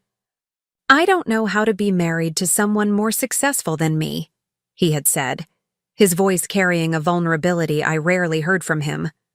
I thought I could adjust to the new dynamic, but I'm realizing that my entire sense of self is tied up with being the accomplished partner in this relationship. The confession had been both heartbreaking and clarifying. Marcus wasn't a villain who had deliberately set out to undermine my artistic development. He was a man whose identity and self-worth were so intertwined with traditional gender roles and professional hierarchy that he couldn't adapt to a relationship where those roles were reversed. "I know you've worked hard to be supportive," I had replied, choosing my words carefully. "But I'm starting to think the problem isn't that you need to try harder. The problem might be that we want fundamentally different things from our marriage." That conversation had led to 3 months of couples therapy, honest discussions about our individual needs and expectations, and the gradual recognition that our relationship had been built on assumptions that no longer applied to either of our lives. Marcus needed to be with someone who would prioritize his career advancement and social status, someone whose own achievements would complement rather than overshadow his professional success. I needed a partner who could celebrate my accomplishments without feeling threatened by them, someone whose sense of self-worth wasn't dependent on being the primary breadwinner and decision-maker. The divorce proceedings had been remarkably amicable, facilitated by prenuptial agreements that clearly defined separate property, and by our mutual recognition that ending the marriage was better for both of us than continuing to struggle with incompatible expectations. Marcus would keep the house in Millbrook Heights and maintain his position in the social circles that were important to his professional advancement. I would keep the studio and all of my artistic assets, along with the freedom to pursue my career, without worrying about how my success might impact his ego or social standing. More importantly, we had both gained clarity about what we needed from future relationships. Marcus could find someone who would appreciate his traditional approach to marriage and professional partnership. I could build relationships based on mutual respect and genuine compatibility rather than economic dependency and social convenience. Now, standing in the Guggenheim's soaring gallery space, I felt a sense of completion that went far beyond the artistic achievement represented by the exhibition. The woman who had hidden her talent to avoid threatening her husband's ego had evolved into someone confident enough to claim her space in the world's most prestigious cultural institutions. "The interactive responses are calibrated perfectly," said Dr. Elena Vasquez, the museum's curator of contemporary art, as she reviewed the final installations. "The way viewers' movements influence the visual elements creates a genuinely participatory experience." I nodded, watching as technicians tested the sensor arrays that would allow visitors to interact with the digital works through gesture and movement. The technology was sophisticated, but it was the artistic vision that made the installation significant. Each piece in the exhibition explored different aspects of human connection in an increasingly digital world, using interactivity not as a gimmick, but as an integral element of the emotional experience. "The opening reception tomorrow will include collectors and curators from around the world," Dr. Vasquez continued. "This exhibition positions you at the forefront of a completely new artistic movement." The recognition was gratifying, but it felt secondary to the personal transformation that had made it possible. The financial success had given me the freedom to take creative risks and pursue ambitious projects without worrying about commercial viability. The end of my marriage had eliminated the need to minimize my achievements or hide my ambitions to preserve domestic harmony. For the first time in my adult life, I was free to be completely authentic about my capabilities and aspirations. The relief was profound and transformative in ways that went far beyond professional success. That evening, I attended a pre-opening dinner with museum board members, prominent collectors, and other artists whose work was featured in the museum's contemporary collections. The conversation was intellectually stimulating and professionally valuable, but what struck me most was how comfortable I felt engaging with these accomplished people as a peer, rather than as someone's spouse making polite conversation. "You're Work represents a genuine innovation in how we think about audience participation in artistic experience, said Dr. Michael Harrison, a professor of digital media at Columbia University, who had written extensively about technology and creativity. The theoretical implications are as significant as the aesthetic achievements. I found myself discussing complex ideas about interactivity, consciousness, and artistic meaning, with the kind of intellectual depth that had been missing from my conversations in Millbrook Heights social circles. These were people who understood that art could be both beautiful and intellectually rigorous, who appreciated innovation without requiring it to be commercially optimized. "Have you considered teaching?" asked Patricia Molina, a curator from the Museum of Modern Art, who had been following my work since the Infinite Moments sale. "There are several university programs that would benefit enormously from your expertise in digital art technology." The suggestion intrigued me, not because I was seeking additional career opportunities, but because it represented another form of authentic engagement with my artistic development. Teaching would allow me to share knowledge and inspire other artists while continuing to push the boundaries of what was possible in digital creativity. "I'd be interested in exploring that possibility," I said, meaning it sincerely. "The intersection of art and technology is evolving so rapidly that there's tremendous value in sharing techniques and discoveries." As the evening progressed, I found myself making plans for collaborations, considering speaking engagements, and discussing projects that would have been impossible under my old life constraints. The freedom to say yes to opportunities based on their intrinsic interest rather than their impact on domestic harmony was intoxicating. The exhibition opening the following day exceeded all expectations. The Guggenheim's Spiral Gallery was filled with art collectors, museum professionals, technology executives, and digital artists from around the world. The interactive elements of the installation created a dynamic, ever-changing environment that transformed the museum space into a living artwork. "This is genuinely revolutionary," said Tony Castellano, who had flown in from Los Angeles for the opening. "You've created something that can only be fully experienced in person, which gives digital art a physicality and presence that rivals traditional media." I moved through the crowd, discussing the technical and conceptual aspects of the work, with visitors who ranged from curious art enthusiasts to sophisticated collectors evaluating potential acquisitions.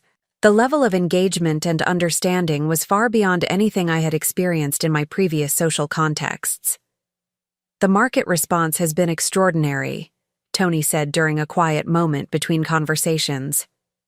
"We've received preliminary inquiries about acquiring pieces from the exhibition, and there's already interest in commissioning new works for private collections." The commercial success was gratifying, but it felt less important than the artistic recognition and the personal satisfaction of creating something genuinely innovative. The money had given me the freedom to pursue ambitious projects, but the real reward was the creative fulfillment that came from pushing the boundaries of what art could be and do. As the evening concluded, I stood alone in the gallery for a few minutes, watching the digital works respond to the ambient movement and sound in the space. The pieces seemed to breathe with their own life, colors shifting and patterns evolving in response to the gallery's environment. It was a moment of profound satisfaction, seeing 3 years of hidden work transformed into a public celebration of innovation and creativity. My phone buzzed with a text message from Marcus. Despite our divorce, we had maintained cordial communication, particularly around significant professional milestones. The message was brief, but genuinely warm. "Saw the Times review of your exhibition. Congratulations, Claire. You've achieved something truly remarkable." The New York Times review had been published that morning, with art critic Helen Morrison describing the exhibition as a watershed moment in contemporary art and praising the way I had seamlessly integrated cutting-edge technology with profound emotional resonance. The review would be reprinted in art publications around the world, cementing my reputation as a pioneering figure in digital art. But standing in that gallery, surrounded by the fruits of years of dedication and creative risk-taking.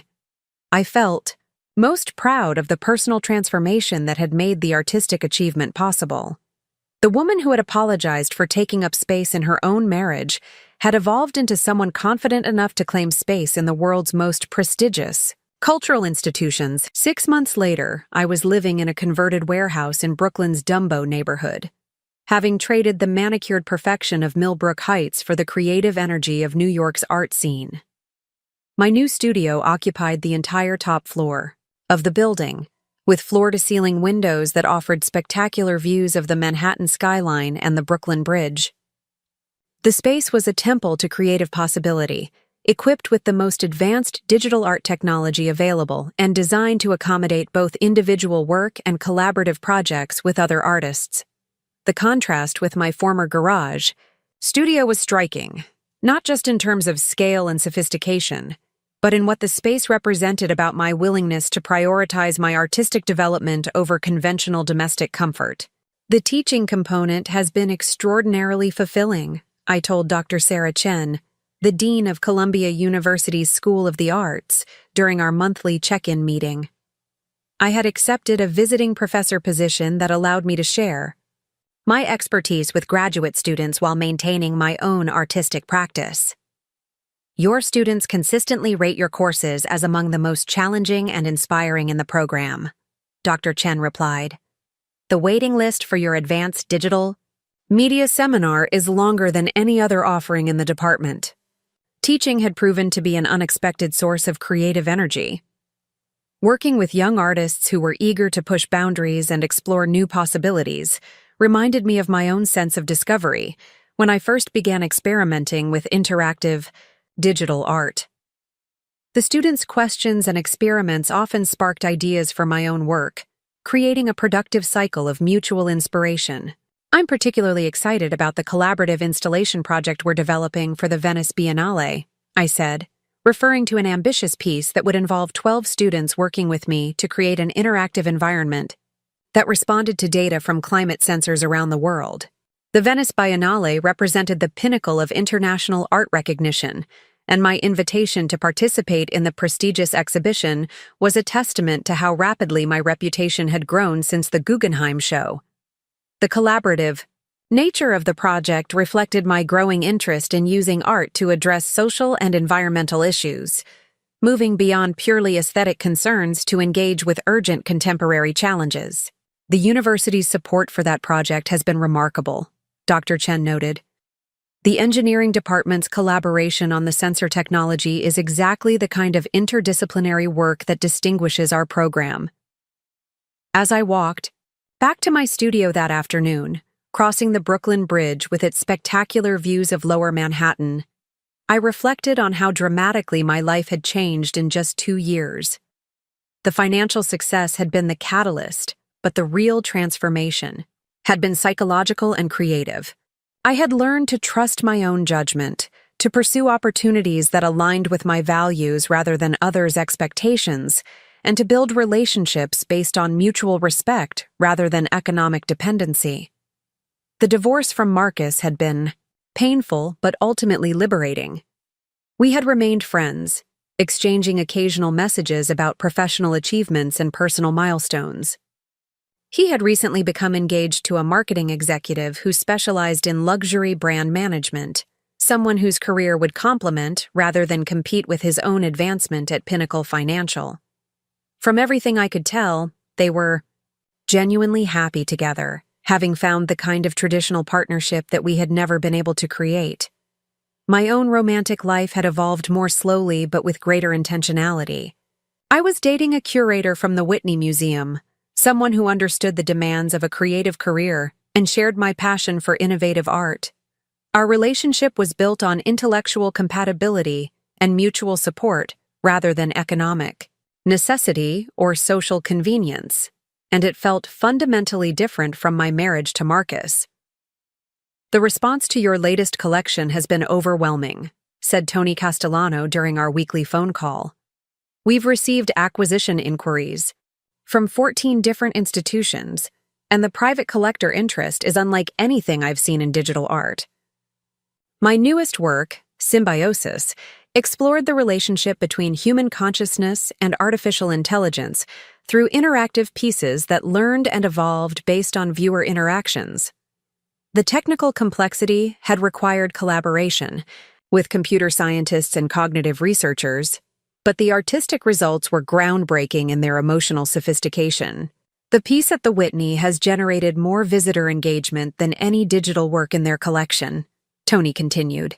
People are spending an average of 43 minutes interacting with it, which is extraordinary for any artwork, but particularly for a technology-based piece. The commercial success was gratifying, but I had learned to value recognition and creative fulfillment as much as financial rewards.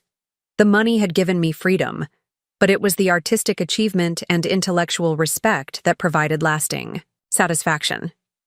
I've been thinking about establishing a foundation, I told Tony. Something focused on supporting emerging digital artists who might not have access to the technology and resources needed to develop their vision. The idea had been developing for months, inspired by my teaching experience and my awareness of how expensive and technically complex digital art creation could be. Many talented artists were excluded from the field simply because they lacked access to advanced computers, specialized software, and the technical training needed to realize their creative ideas. That's a wonderful concept, Tony said enthusiastically. Your reputation and connections could make a real difference for artists who are just starting to explore digital media. The foundation would become my next major project, allowing me to share the opportunities that my success had created while supporting the development of new voices in digital art. It represented a different kind of achievement than individual, artistic recognition, but one that felt equally important to my sense of purpose and contribution. That evening, I attended the opening reception for a group exhibition at a gallery in Chelsea, where several of my former students were showing work alongside established digital artists. The energy in the room was electric, with conversations bouncing between technical innovation and aesthetic philosophy, between commercial strategy and artistic integrity. Your influence on the next generation of digital artists is already apparent, said Dr. Michael Harrison, the Columbia professor who had become both a colleague and a friend. The students you've mentored are pushing boundaries in ways that weren't imaginable 5 years ago. I watched my former students explaining their work to collectors and critics, seeing them navigate the same balance between artistic vision and commercial viability that had defined my own career development. The pride I felt in their achievements was different from personal accomplishment but equally satisfying. Teaching has given me a different perspective on success, I replied. Individual achievement feels less important when you're contributing to a larger movement of creative innovation. As the evening progressed, I found myself in conversation with emerging artists, established collectors, museum curators, and technology executives who were all engaged with the rapidly evolving intersection of art and digital innovation. The community that had formed around digital art was diverse and intellectually stimulating in ways that my old social circles in Millbrook Heights had never been. Your work has opened doors for all of us, said Maria Santos, a young artist, whose interactive sculptures combined traditional materials with responsive digital elements. The institutional recognition you've achieved has legitimized digital art in ways that make it easier for the rest of us to be taken seriously. The comment reminded me of how isolated I had felt when I first began exploring digital art 3 years earlier. The field had been dominated by technologists who lacked artistic training and traditional artists who were suspicious of digital media. My success had helped bridge that gap, creating space for a new generation of artists who moved fluidly between technological innovation and aesthetic sophistication. The field is evolving so rapidly that everyone is learning from everyone else, I said. The collaborative nature of digital art makes individual success less meaningful than collective advancement.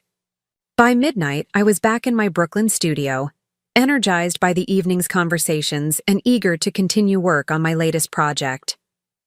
The warehouse space felt alive with creative possibility, its vast windows offering panoramic views of the city that never slept.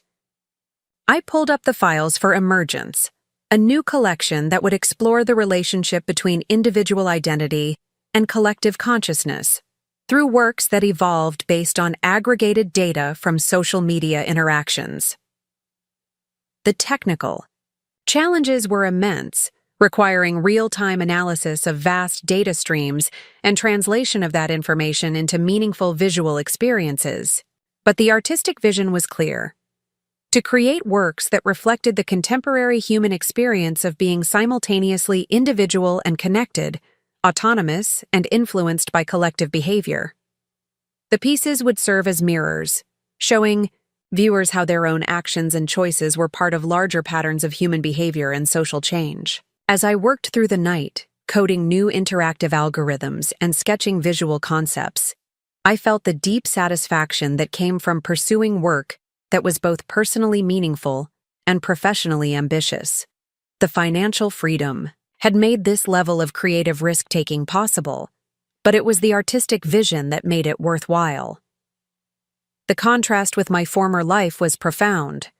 2 years earlier, I had been hiding my creative achievements and minimizing my ambitions to preserve domestic harmony.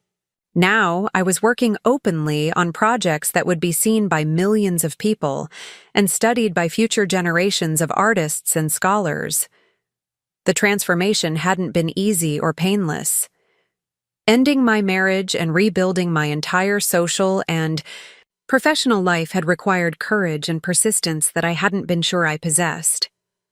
But the rewards had far exceeded the challenges, creating opportunities for growth and fulfillment that I could never have imagined while living within the constraints of my old life. As dawn broke over the East River, painting the studio walls, with golden light, I saved my work and stepped out onto the building's roof terrace. The city spread out below me, millions of people beginning their daily routines, pursuing their own dreams and ambitions and creative visions.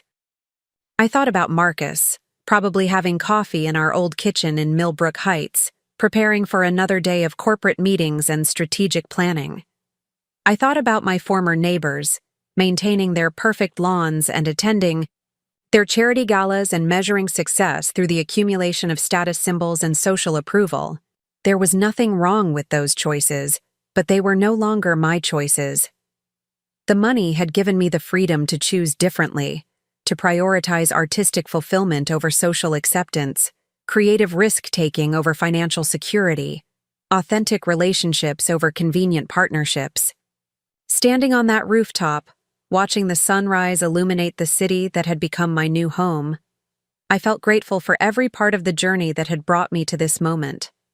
The years of hiding my achievements had taught me to value authentic success over external validation. The painful process of ending my marriage had shown me the importance of building relationships on mutual respect rather than economic dependency. Most importantly, the creative work itself had taught me that genuine fulfillment came not from what others thought of my achievements, but from the satisfaction of creating something meaningful and sharing it with the world. The woman who had once apologized for taking up space was gone, replaced by someone confident enough to claim her place among the most innovative artists of her generation. The transformation was complete, but the work was just beginning. Part 5. The New Reality. 2 years after that transformative night at the Guggenheim, I stood before an audience of 500 art collectors, museum directors, and technology executives at the annual Digital Arts Symposium in San Francisco, delivering the keynote address that would define my role as a thought leader in the rapidly evolving intersection of creativity and technology. The question isn't whether artificial intelligence will replace human creativity, I said, gesturing toward the large screen behind me that displayed one of my latest interactive pieces. The question is how we can use these powerful tools to amplify human creativity in ways that were previously impossible. The audience was engaged and responsive, asking sophisticated questions about the technical innovations in my work and the philosophical implications of human-AI collaboration in artistic creation. These were people who understood that art could be both aesthetically beautiful and intellectually rigorous.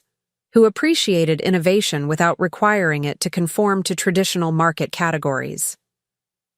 Your work has fundamentally changed how we think about audience participation in artistic experience, said Dr. Jennifer Walsh, the director of the San Francisco Museum of Modern Art, during the panel discussion that followed my presentation. The interactive elements aren't just technological novelties, they're integral to the emotional and intellectual impact of the pieces. I had spent the morning touring the museum's new digital art wing, which featured several of my pieces alongside works by other pioneering artists who were exploring the creative possibilities of emerging technologies.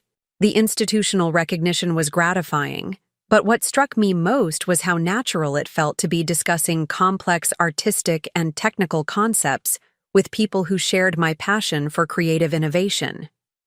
The Foundation's work has been equally transformational, added Robert Chen, a venture capitalist who specialized in arts funding.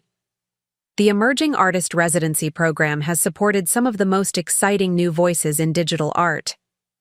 The Claire Davidson Foundation for Digital Arts Innovation had grown rapidly since its launch 18 months earlier, providing grants, technical resources, and mentorship opportunities for artists who might otherwise lack access to the expensive equipment and specialized training required for sophisticated digital art creation.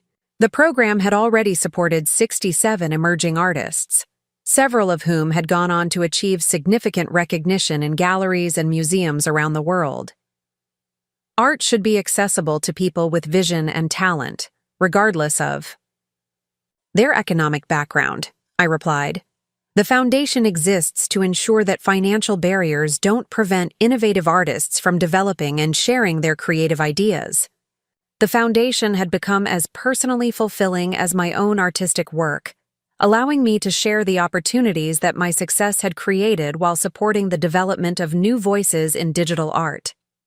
Every grant recipient and residency participant represented someone whose creative potential might otherwise have remained unrealized due to lack of resources or technical access.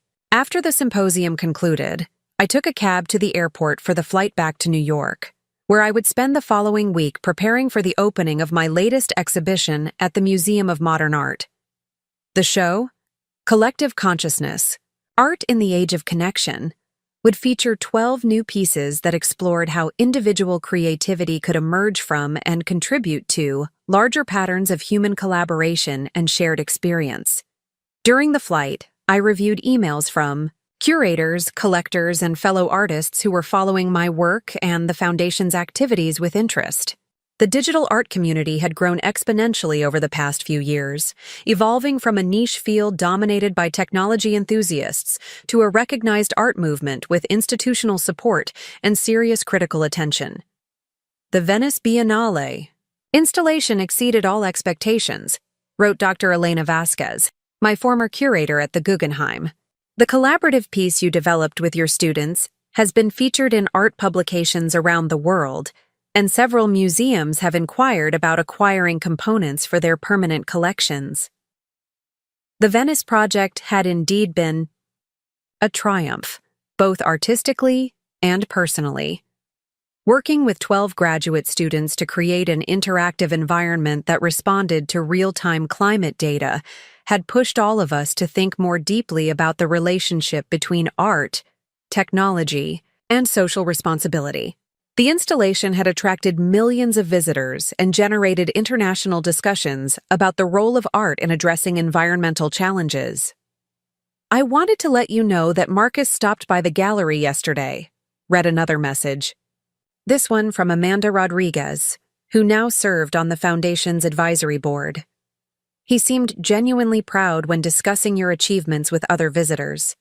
The personal growth you've both experienced since the divorce has been remarkable to witness. I smiled at Amanda's observation about Marcus's evolution. Our divorce had been difficult for both of us, but it had ultimately allowed each of us to find relationships and life paths that better aligned with our individual needs and values.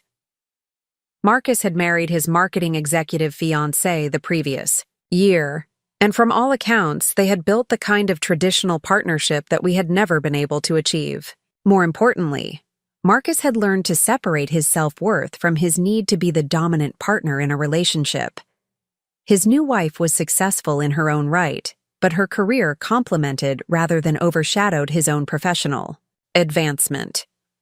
They seemed genuinely happy together, having found the compatibility that we had never possessed.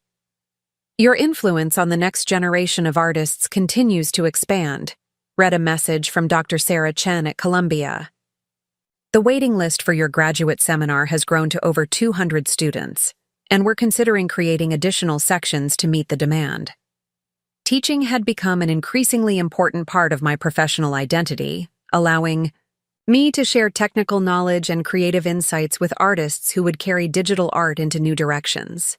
The students brought fresh perspectives and innovative ideas that often influenced my own work, creating a productive cycle of mutual inspiration and learning.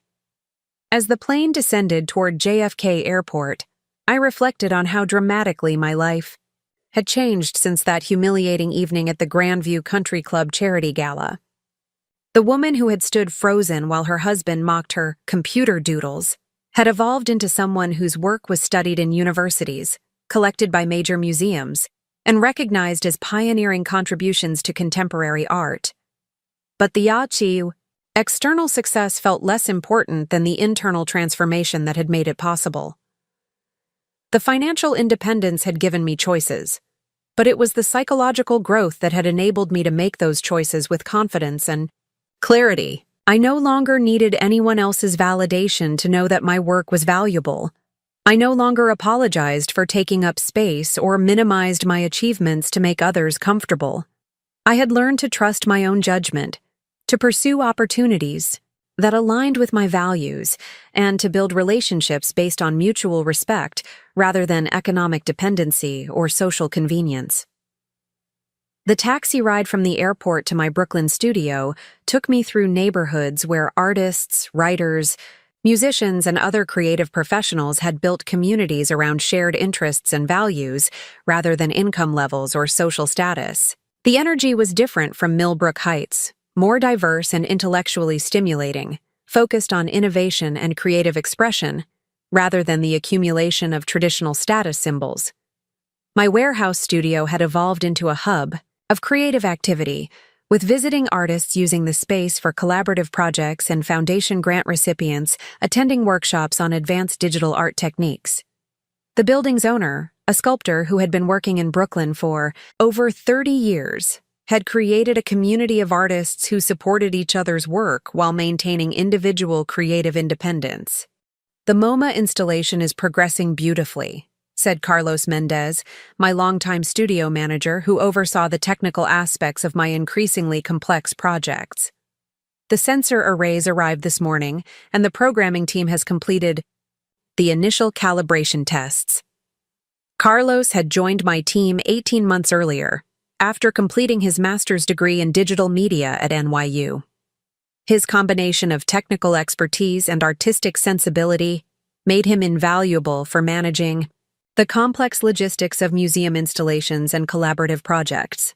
"How are the Foundation's summer residency applications progressing?"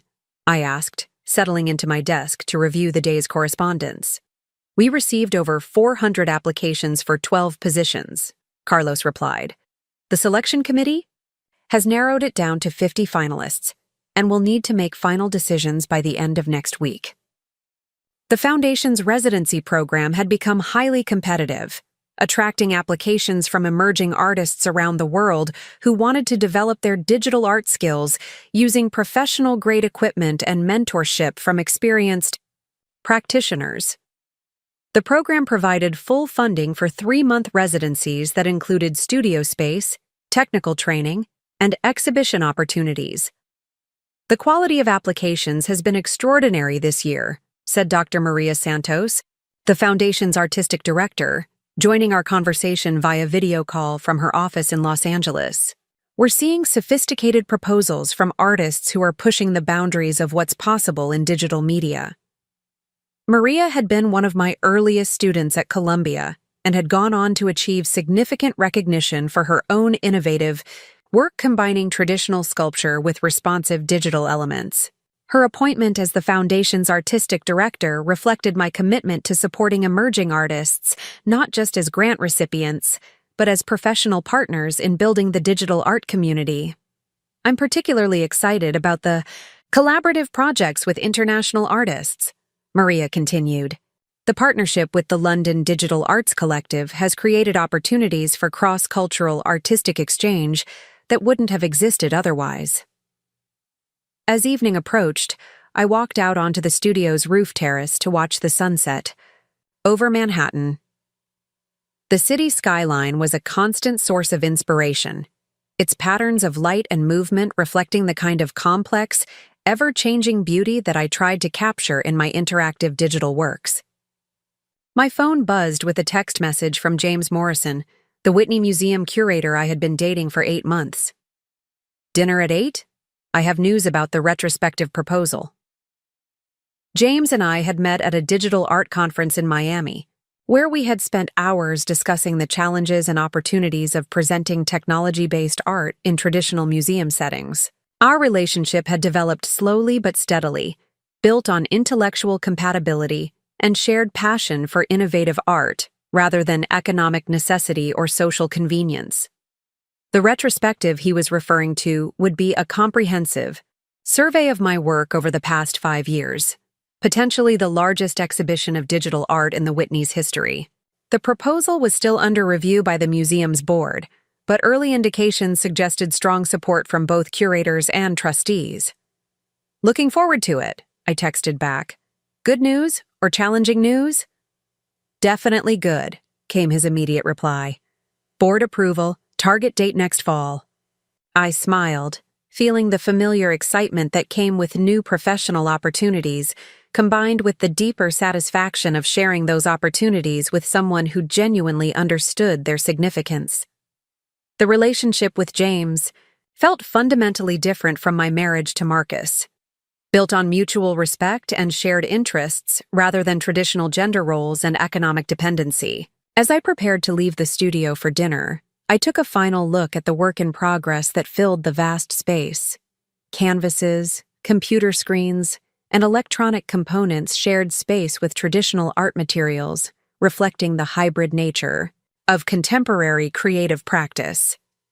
Everything in the room represented a choice I had made freely, without worrying about how those choices might affect someone else's ego or social standing.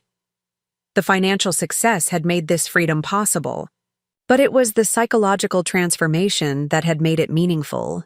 I had learned to value my own judgment, to pursue opportunities that aligned with my values, and to build relationships based on genuine compatibility rather than conventional expectations. Walking across the Brooklyn Bridge toward my dinner with James, I reflected on the journey that had brought me from hiding my achievements in a suburban garage to claiming my place among the most innovative artists of my generation. The path hadn't been easy or straightforward, but every challenge had contributed to the clarity and confidence that now defined my approach to both creative work and personal relationships. The woman who had once apologized for taking up space was gone, replaced by someone who understood that authentic success came not from external validation, but from the courage to pursue meaningful work and share it generously with the world. The transformation was complete, but the work itself was just beginning. Standing in the middle of the bridge with the city lights reflecting off the East River, I felt profound gratitude for every experience that had shaped this journey. The twee. Years of dismissal and minimization had taught me to value genuine recognition over superficial approval. The painful process of ending my marriage had shown me the importance of building relationships on mutual respect rather than economic dependency. Most importantly, the creative work itself had taught me that true fulfillment came not from what others thought of my achievements, but from the deep satisfaction of creating something meaningful and sharing it authentically with the world. The money had changed everything by giving me choices I had never possessed before. But it was the courage to make those choices based on my own values rather than others' expectations that had transformed my life in ways that went far beyond financial success. Tomorrow would bring new projects, new collaborations, new opportunities. to push the boundaries of what art could be and do. But tonight, walking toward dinner with someone who shared my passion for creative innovation, I felt complete in ways that had nothing to do with external achievement, and everything to do with the freedom to be authentically myself. The story that had begun with humiliation and dismissal had become one of transformation and triumph, not because I had defeated anyone else, but because I had finally learned to honor my own vision and trust my own judgment. The real victory wasn't in proving Marcus wrong about my capabilities. It was in discovering that I no longer needed anyone else's validation to know my own worth.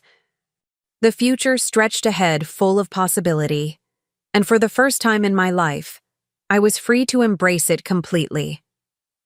3 years had passed since the charity gala revelation that changed everything, and I stood in the grand ballroom of the Metropolitan Museum of Art, surrounded by 400 distinguished guests celebrating the opening of Digital Renaissance, the Claire Davidson collection. The museum had acquired 27 of my pieces for their permanent collection, creating the first dedicated digital art wing in their 150-year history. The irony wasn't lost on me that many of the faces in the crowd were the same people who had witnessed Marcus dismiss my work as computer doodles at the Grandview Country Club. Tonight, those same individuals approached me with reverent enthusiasm, eager to discuss the cultural significance of digital art and my role in establishing it as a legitimate artistic medium. Mrs. Davidson, your transformation of the art world has been absolutely remarkable, gushed Patricia Morrison, a socialite whose husband owned one of the largest private art collections in the country. The same woman who had once nodded politely when Marcus described my work as expensive therapy now spoke with breathless admiration about my visionary contributions to contemporary culture. I accepted her praise graciously while internally marveling at how dramatically perception could shift when success became undeniable. These weren't different people with evolved tastes. They were the same individuals who had once viewed my artistic pursuits as amusing diversions from serious adult responsibilities. The museum's acquisition represents a watershed moment for digital art, said Dr. Thomas Richardson, the Met's director, during his opening remarks. Claire Davidson's work demonstrates that technology-based art can achieve the same emotional depth and cultural significance as traditional media, while opening entirely new possibilities for artistic expression. The speech was being live-streamed to art institutions around the world, cementing my position as a foundational figure in the digital art movement. Universities were already developing curricula around my techniques, and several major museums had announced plans for their own digital art collections. But the professional recognition, while deeply satisfying, felt less significant than the personal transformation that had made it possible. The woman standing in this ballroom bore little resemblance to the one who had once hidden her achievements, to avoid threatening her husband's ego. I had learned to occupy space confidently, to speak about my work with authority, and to make decisions based on my own values rather than others' expectations. Your foundation's impact on emerging artists has been extraordinary, said Dr. Angela Foster, the dean of Yale's School of Art, joining our conversation. The technical resources and mentorship opportunities you've provided have democratized access to digital art creation in unprecedented ways. The Claire Davidson Foundation had evolved into a major force in the art world, supporting over 200 emerging artists through grants, residencies, and educational programs. The foundation's annual budget now exceeded $12 million, funded by sales of my work and contributions from collectors who had benefited from early investments in digital art.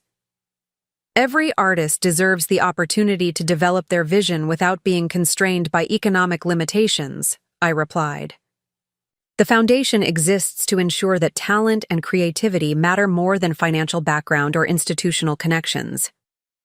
As the evening progressed, I found myself in conversation with museum directors, collectors, and fellow artists who treated me as a peer and thought leader, rather than someone's spouse making polite social conversation. The shift was profound and liberating, representing the kind of authentic professional recognition I had craved during those years of hiding my accomplishments. The collaboration with the Google Arts Institute has been groundbreaking, mentioned Robert Kim, a technology executive whose company had partnered with the foundation to develop new tools for digital art creation. The open-source software you've helped develop is being used by artists in over 60 countries. The technology partnerships had been among my most satisfying professional achievements, allowing me to share not just financial resources, but actual creative tools with artists worldwide. The software development project had taken 18 months and involved collaborating with programmers, designers, and artists to create platforms that made sophisticated digital art accessible to people with limited technical training. Democratizing. Technology has always been as important to me as creating individual artworks, I said. Art should be a conversation between many voices, not a privilege reserved for those with expensive equipment and specialized training. The comment reflected a philosophy that had evolved from my own experience of feeling excluded and underestimated.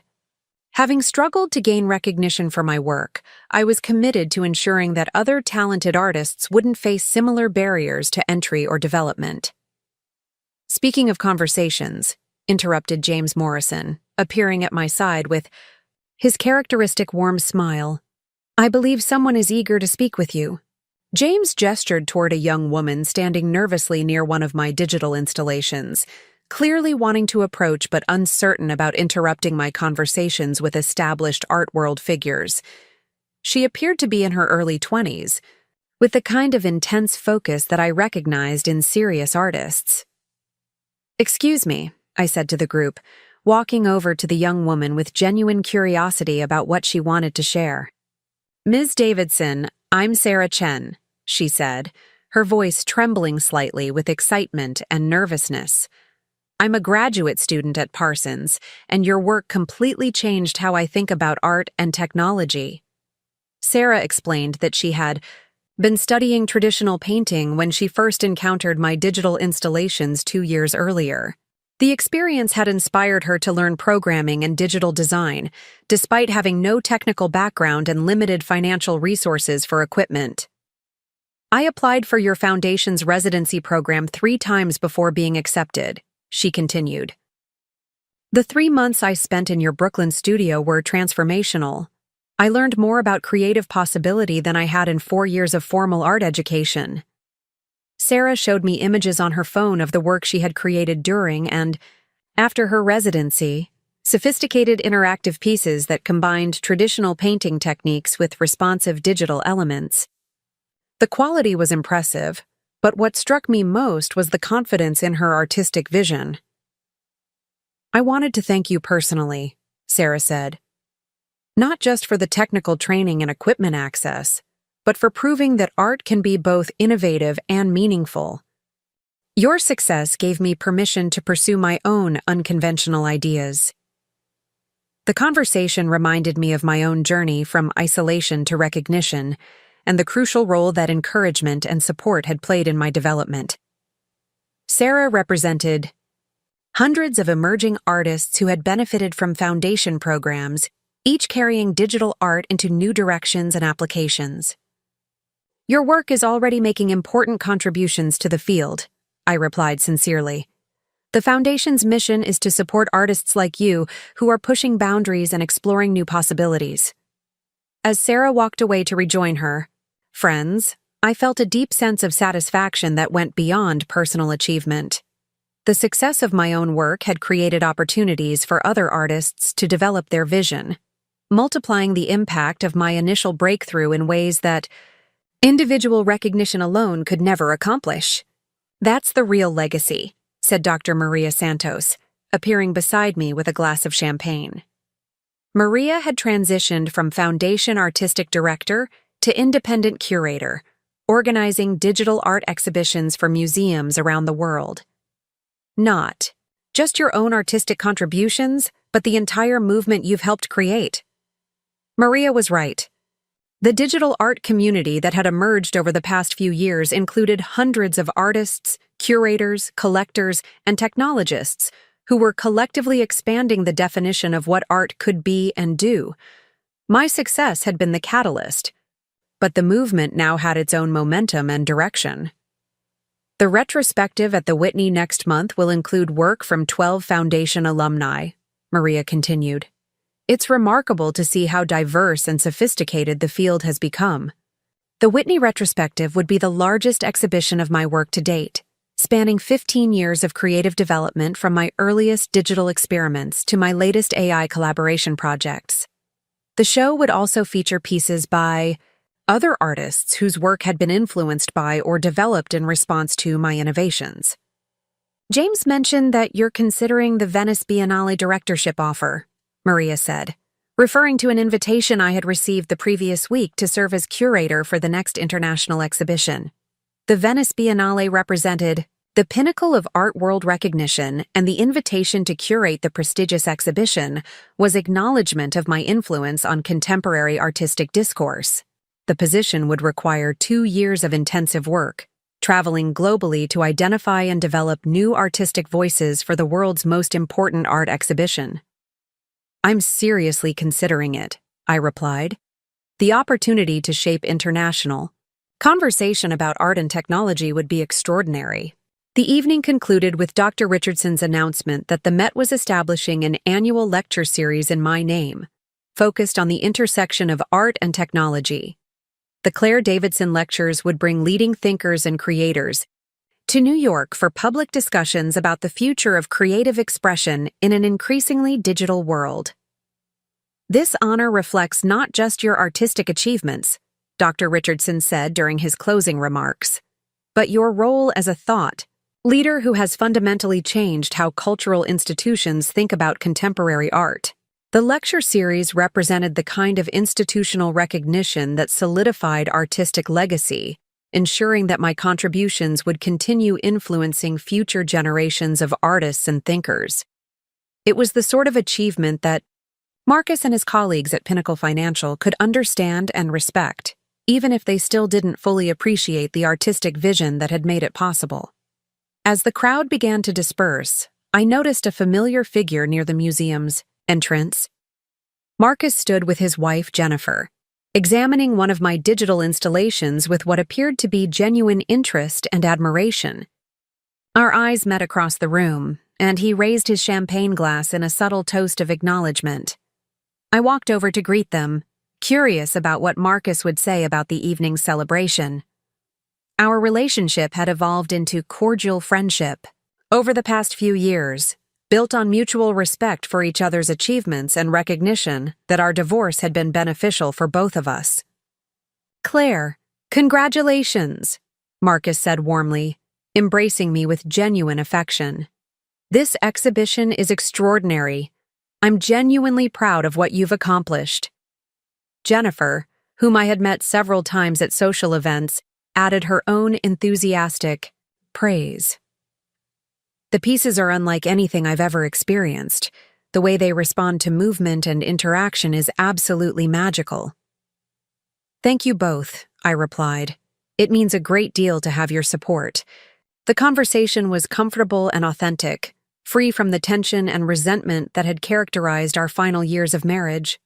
Marcus had found happiness in his traditional partnership with Jennifer, while I had discovered fulfillment in pursuing my artistic vision without compromise. "We should celebrate properly," Marcus said.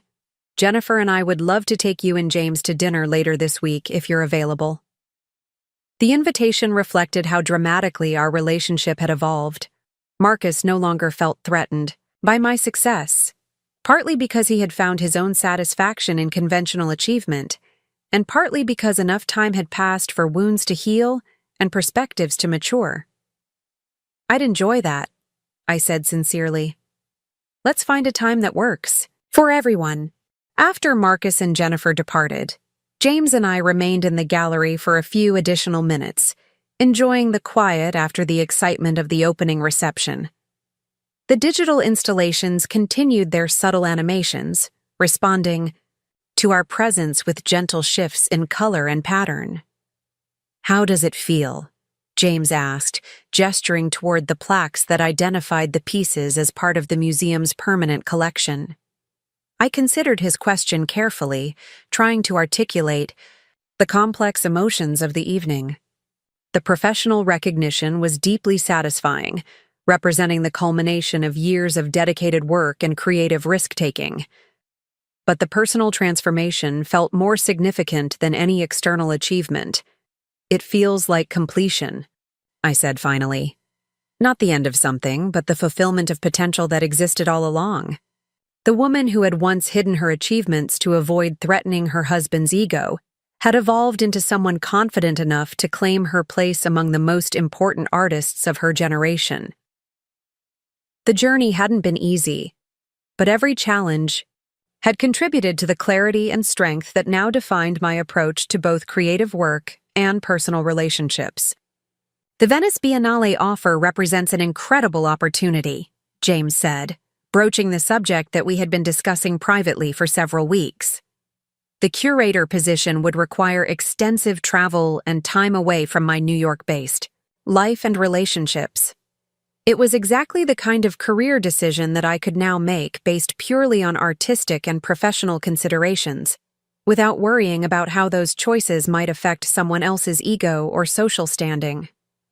"I think I'm going to accept it," I said, feeling certainty crystallize as I spoke the words aloud. "The opportunity to shape international artistic discourse is too significant to decline." James nodded with the understanding that came from sharing similar professional ambitions and commitments. Our relationship was built on mutual support for each other's career development, rather than expectations that personal considerations would automatically take precedence over professional opportunities. "We'll figure out the logistics," he said simply. "Great opportunities like this don't come along often." As we walked out of the museum into the crisp October evening, I felt profound gratitude for the journey that had brought me to this moment. The financial success had been the catalyst, but the real transformation had been psychological and creative. I had learned to trust my own judgment, to pursue opportunities that aligned with my values, and to build relationships based on mutual respect rather than economic dependency. The city stretched out before us, millions of people pursuing their own dreams and ambitions. Somewhere in Brooklyn, Foundation residents were working in the studio spaces I had helped create, developing artistic visions that would push digital art into new territories. Somewhere around the world, artists were using the open-source software my team had developed, democratizing access to sophisticated creative tools. The woman who had once apologized for taking up space was gone, replaced by someone who understood that authentic success came not from external validation, but from the courage to pursue meaningful work and share it generously with the world.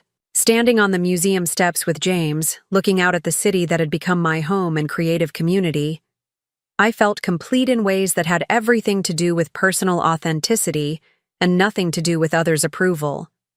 The story that had begun with humiliation and dismissal had become one of transformation and contribution, not because I had defeated anyone else, but because I had finally learned to honor my own vision and trust my own worth.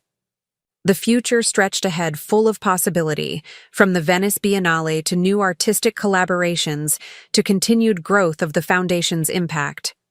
For the first time in my life, I was completely free to embrace that future on my own terms, confident in my abilities and clear about my values. The real victory hadn't been proving Marcus wrong about my capabilities. It had been discovering that I no longer needed anyone else's validation to know my own worth. The money had given me choices, but it was the courage to make those choices authentically that had transformed my life in ways that went far beyond financial success. Tomorrow would bring new challenges and opportunities, but tonight I was exactly where I belonged, standing confidently in my own space, surrounded by work that represented my authentic vision, ready to continue building something meaningful and lasting. Up next, you've got 2 more standout stories right on your screen. If this one hit the mark, you won't want to pass these up. Just click and check them out.